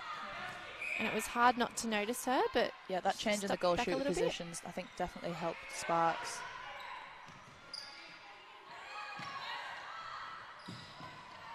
Hunt over to Westwood, and she'll pop it up. Great ball from Westwood. Such confidence in her shooting partner. Just knowing that Swanky's able to find the space behind. Yeah. Flood. Stark, really stark. GWS stagnant. Woods is stuck outside the circle with the ball. Oh, there we go. Selwyn was so close, she had tips on it. It's a nice feed there through the middle. We've got 17 seconds on the clock. The difference is 7. Sparks with another opportunity. Yeah. All day, that was keeper's ball. Not enough on it. Big pass. Oh, Woods. They've got 3 seconds. They're going to have to be fast. She's got it. Done it. Yeah. The gap is 6. The Sparks up over Fury 38 to 32. That should be. If they're going to change the scoreboard for us. I'm confident it's 32. So a big outing from the Sparks. We saw them building in that second quarter when they outscored GWS, but they really came and put the pedal down for that third quarter. Yeah, they did. They played well in that quarter. But then, you know, Fury came back in those last minutes. They're definitely not out of it. You know, 6 goals isn't undoable. So, yeah, you just need a couple of turnovers and to take them to goal, and it's anyone's game. Well, GWS outscored UTS 16 to 7 goals in that third quarter, so they really did come back. Yeah. And that's why they call it the championship quarter. It's true. It's very important. It's all on the line. Yeah, huh? And I think it shows a lot about how a team comes out after half time. You know, you sit down with your coach and you talk about what's happening, and it says a lot about the character of the team, about who steps out in the second half and really plays the game for what it is. So you say every quarter is a completely different game, and you start 0-0 and you see what you can do. So yeah, it's always challenging the third quarter, I think, because you're thinking about the fourth quarter a little bit, and you're thinking, oh, there's still another 15 to go, and yeah, you don't want to slip up. But I think if a team gets a nice lead in that third quarter, it can be difficult to stop sometimes in the last. So do you think having that little bit of extra time at halftime is the difference, because you just have a time to compose yourself and to chat a little bit extra with your coach? Yeah, definitely. I mean, sometimes you just need to have a little breather and to assess, like, you know, what's working, what isn't, and talk to your players, because you don't really get that much time on court to actually talk. And, you know, you can have timeouts and things, but you don't really get time to actually say, you know, this is working, this isn't working. And it's always good to get the coach's input as well, and to see what they think needs to happen. So, and to be honest, it's nice to have a breather as well. Sometimes you're a bit puffed, and you just need to have a little bit of a sit down and reassess. But yeah, then you come out hard for the second half. So yeah, it's nice to have a little bit of a sit down and rethink at half time. Well, Dunn came off for that third quarter, but we've just seen her warm back up in that goal attack bib. So if she comes on, that won't be a surprise. Yep. Just bringing back that strong combination from the start. Now, in our last break before we come back for the fourth quarter, it's important to talk about the Australian Netball League. So Vic Fury currently in the top spot, but only just in front, really. The Tasmanian Magpies right behind them, just 2 points short. Then we've got the Netball New South Waratahs, the Canberra Giants in fourth place, the Southern Force in fifth, Western Sing sixth, Queensland Fusion in seventh, and Territory Storm in eighth. So we saw New South Wales gain 2 wins over the Territory Storm on the weekend, 71-34 and 60-46. So there's massive scores there. Go the Waratahs. And Canberra Giants, well, they had 1 win and 1 loss against the Tassie Magpies, 52-41, and then losing the second 53-51. So great result considering how strong the Magpies have been this year. Yep. And we head into the last round before finals this weekend. So Western Sting completely out of it now, unfortunately. They can't defend their title they won last year with Sophie Garben. That's where she got picked up from. Yeah, and she never lets us forget it either. So they'll play the Southern Force twice this weekend, who are also out of contention. The Netball New South Wales Waratahs still in it. In third spot, doing really well. They're up against the Queensland Fusion, who are seventh, as I mentioned. So they're probably the favourites for those 2 matches up in Queensland. The Canberra Giants are also headed north to the Sunshine Coast, where they'll play the Territory Storm twice, so 4v8, and the Canberra Giants are definitely favourites for that match. And then a really good matchup too, also happening in Waverley between the Tasmanian Magpies and Vic Fury, 1v2. I think that's really interesting. Yeah, especially that it's come down to this last round right before the finals. So exciting. So it's important to remember that all A&L matches are free. Obviously none happening in New South Wales this weekend, but if you happen to be heading up to Queensland, go along and support the girls. And we have seen Dunn come back on in goal attack for GWS, and she's just scored first shot of the fourth quarter. Yeah, it's a good start for Dunn. It's always a confidence builder for a shooter to get on the board early.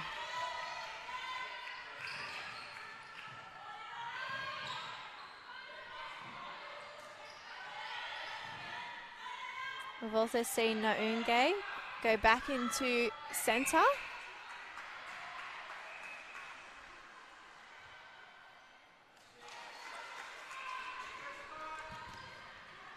We've seen Sarah Ockenbaugh stay in that goal defence position, but everyone else has sort of gone back to what they started with. Yeah.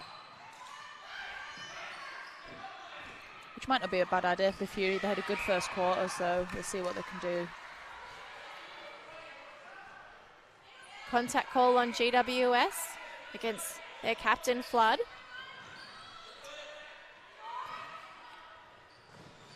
Sparks up by 6 goals at this point. Westwood, little way out. Ah, beautiful shot. Yeah, I love to see shooters take on the long shots. Vassallo cut and drive for the centre pass. She gives it to Westwood.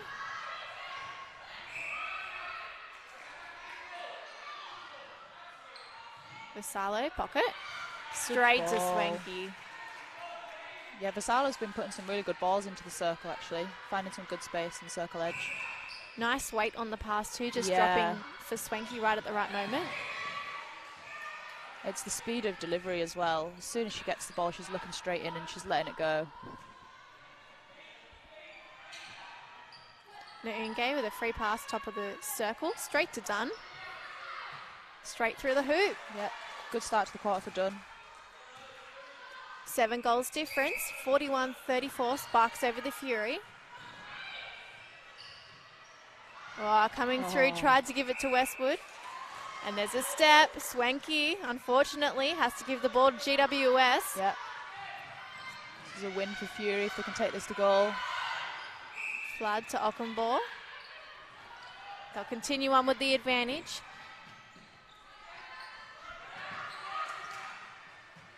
Nice by Strong Woods. Take. Split stance. Good finish. Got the better of Selwyn this time. She's been frustrated in that position, pulled up a few times now. Yep. Clifton goes cross court to Flood, pushes up through Dunn. They're a bit slow to build through. Oh, they're lucky they didn't lose the ball there. Hunt forcing a turnover for the Sparks. Yeah. And Westwood's on the ground. Yeah, that pressure, it just keeps building and building, and eventually you get people to make mistakes. It's so important to keep on defending. Little tip from Wetstein.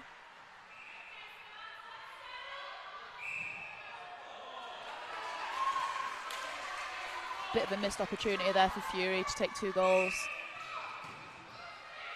Yeah, the Sparks building with a centre pass as well.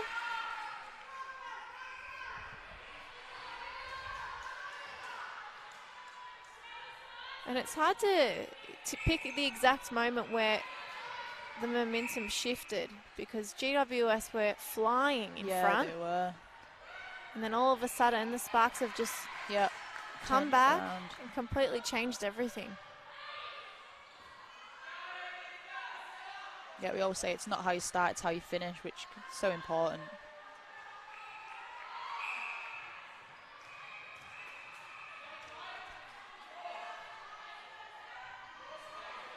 Westwood with the opportunity, won't miss. Yep.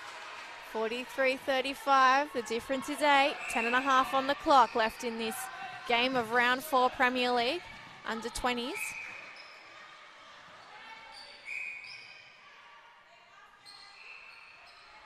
Dunn with the penalty shot. She's been cool, calm and collected as well. She's been good on the shot since she's came back on. I think they're maybe just struggling to get it down to the circle. I think that might be the issue for the Fury at the minute, especially on turnover ball. Wetstein. Yeah, let's see what they can do here. Big call. Oh. Again, they're forcing the long ball, which I don't think they need to do. They're putting themselves under a lot of pressure. Nice hold by Selwyn. Unfortunately, it's too close. Same with Bowden. Yeah, it's a good finish, though.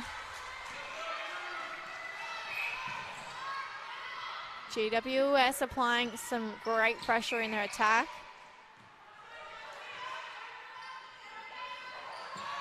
Dunn goes over the edge. Oh, good tip. Oh, offside call. Dunn's really stepped up and taken on a lot of the work in this quarter. She's controlling the circle.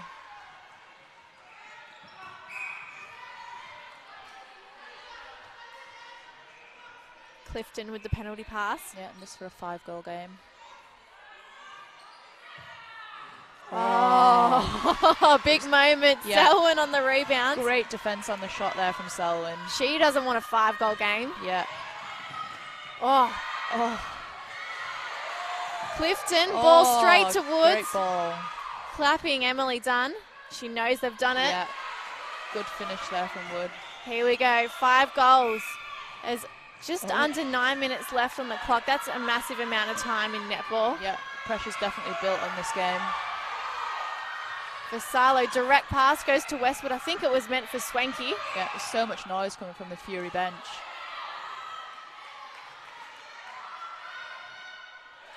She slots it away. 6 goals, but it's GWS centre. If they can go goal for goal here, it'll be a pretty big coup. Good cover there from Selwyn. That first ball into the circle's not on. Fantastic bounce pass. Oh, little tip. Selwyn. That is great work from Selwyn. She stopped the first ball into the circle. The feeders are looking in and they can't see the goal shooter, and then she plays onto that ball over the top of the circle and gets the intercept. She's got really great vision, Ash Selwyn. She does, you can just tell with all these intercepts. Yeah. She has a good feel for where the ball's going to end up. Yeah, and she's got a typical goalkeeper body type as well. You know, she's tall and rangy. GWS. We shouldn't laugh, but Lord. They're okay. I'm glad it's not me out there. This is a very physical game. 2 players coming out for the ball, colliding. Good confidence from Vassallo to put it in. So the Sparks will edge that little bit further with this attempt by Spanky surely going to go in. 45-38, 7 goals. And that was a GWS centre, which hurts. Yeah. Past halfway in the quarter now, they're going to have to start making some inroads into this lead. Oh, palm to the face, Westwood, unfazed. Drops in for Westwood. So much confidence to take that shot. It's a difficult place to shoot along the baseline. And Unge straight to Clifton coming out for that centre pass. She'll go up and over and return the favour on the transverse line. Oh, Flood, free pass. Woods. Look at the work from Selwyn here, trying to keep her out the circle. Yeah, Woods is really having to roll it. Again. I think was that maybe the 4th or 5th offensive contact call? It's smart work from Selwyn, though. She keeps moving around the body and she makes the goal shooter contact her. Oh, wow. Counter attack. Here we go. This time, Woods doesn't want to give it up. She'll let Dunn do the work. Step. Dunn doesn't think so. A little shake of the head. Selwyn. Always. When do you ever agree with an umpire? Lovely deep ball into the pocket there. Vassallo, the feed is perfect. So good. This is netball at its best. Yeah. 47-38, the Sparks really pushing out. Yeah, they're putting pressure on here. Coming back. Yeah. Can't get into the circle. The 2 shooters. Ball, Vassallo. They look very composed on the ball, the Sparks. Swanky just waiting, realising she doesn't actually have to move around too much and waste her energy. She just has to wait for the right moment. Yeah, because the players around her are doing so much good work outside the circle. Done. Offloads to Clifton. Woods has got it this time. She's happy. She's in front. Confident. I just don't know if there's enough time. 5 minutes. I'm not sure. It's going to have to happen quickly. There's one. That's a coach killer. You know, you win the ball back and your heart flutters a little bit and then it sinks. In those moments, it's when it's most crucial to take care of the ball and to make sure it gets to one of your teammates. Quick work. Bowden coming through, prevented the pass. Unlucky, it's a good effort from Bowden.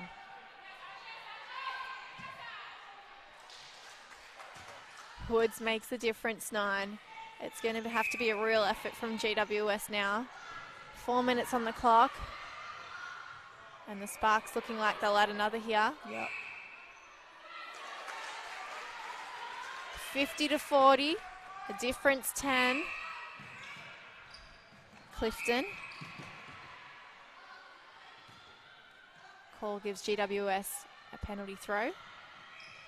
Penalty pass, up and over, Woods. Smarter play. Nice feed there from Clifton. Seen the space, put the ball into it.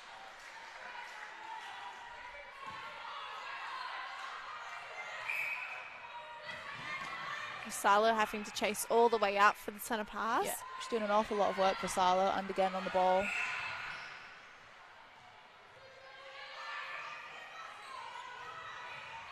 Hunt was calling for it, but Swanky, so good. Swanky ready and waiting. And this is where you see who your top players are, the ones who stand up in the last quarter and demand the ball. I think Vassallo getting every other ball there and then drilling it into the circle. I think this is where you find out what your players are made of. Ash Selwyn knew the pressure was building, was happy to just sit back and wait for the ball to come to her.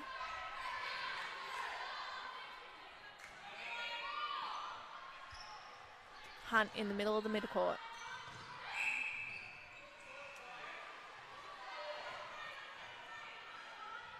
Quick work. Over the top. Oh, good challenge. Ockenball with a tight hold on Swanky. So does Wetstein.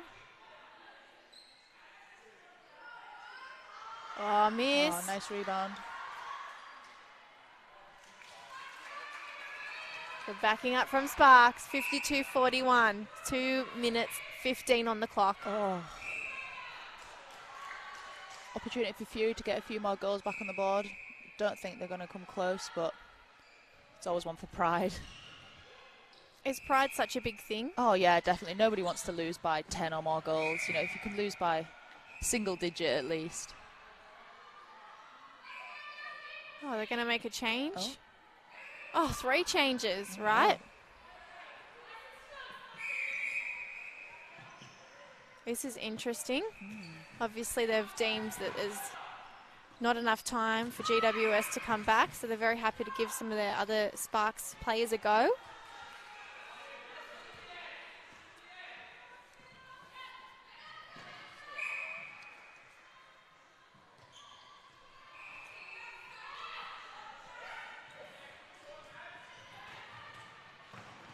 Two has come on in goal shooter. Abby Baker in goal attack. And Maddie Hilton's come on into that goal defence position.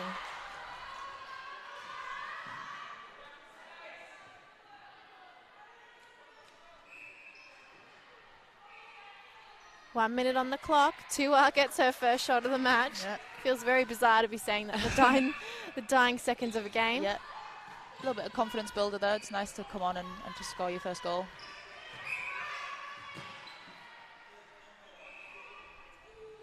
Smart play there from Dunn, just drawing the contact.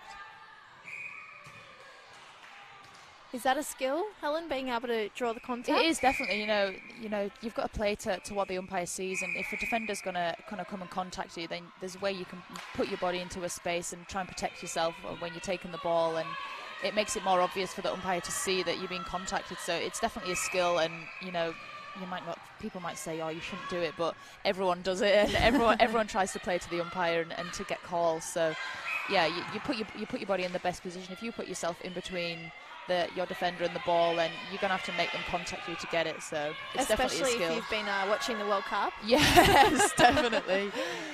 Oh, it's a nice feed there to finish. Tua, has she got enough time to make a shot? She does. Nice. 2 goals for her. Nice little finish for the Sparks. Yep. 54-42 they finish over the Fury. Oh, you'd have to be happy with that win as a Sparks coach. Yeah, you would, especially after that first quarter. You know, they were down and they turned it around and they never looked back, really. A massive quarter for them. And you're seeing all the players shaking hands. Yep. GWS no doubt disappointed after having such a strong lead at the start of the match. Yeah. What was the quarter score for that one? For this one? Yep. My maths is terrible. I'm still trying to work it out. We'll bring it to you Don't shortly. worry, mine is too. In front of the camera and wrap up this match. Was that 16-10? 16-10.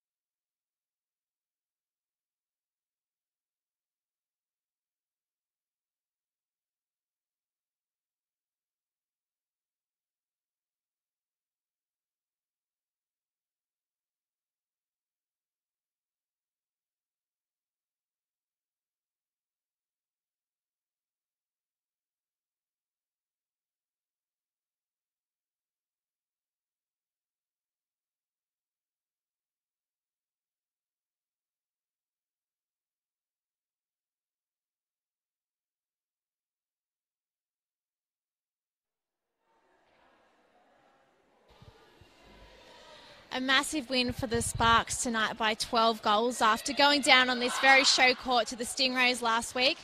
If you were Regan Tweddle, coach of the Sparks, as I said, you must be very happy.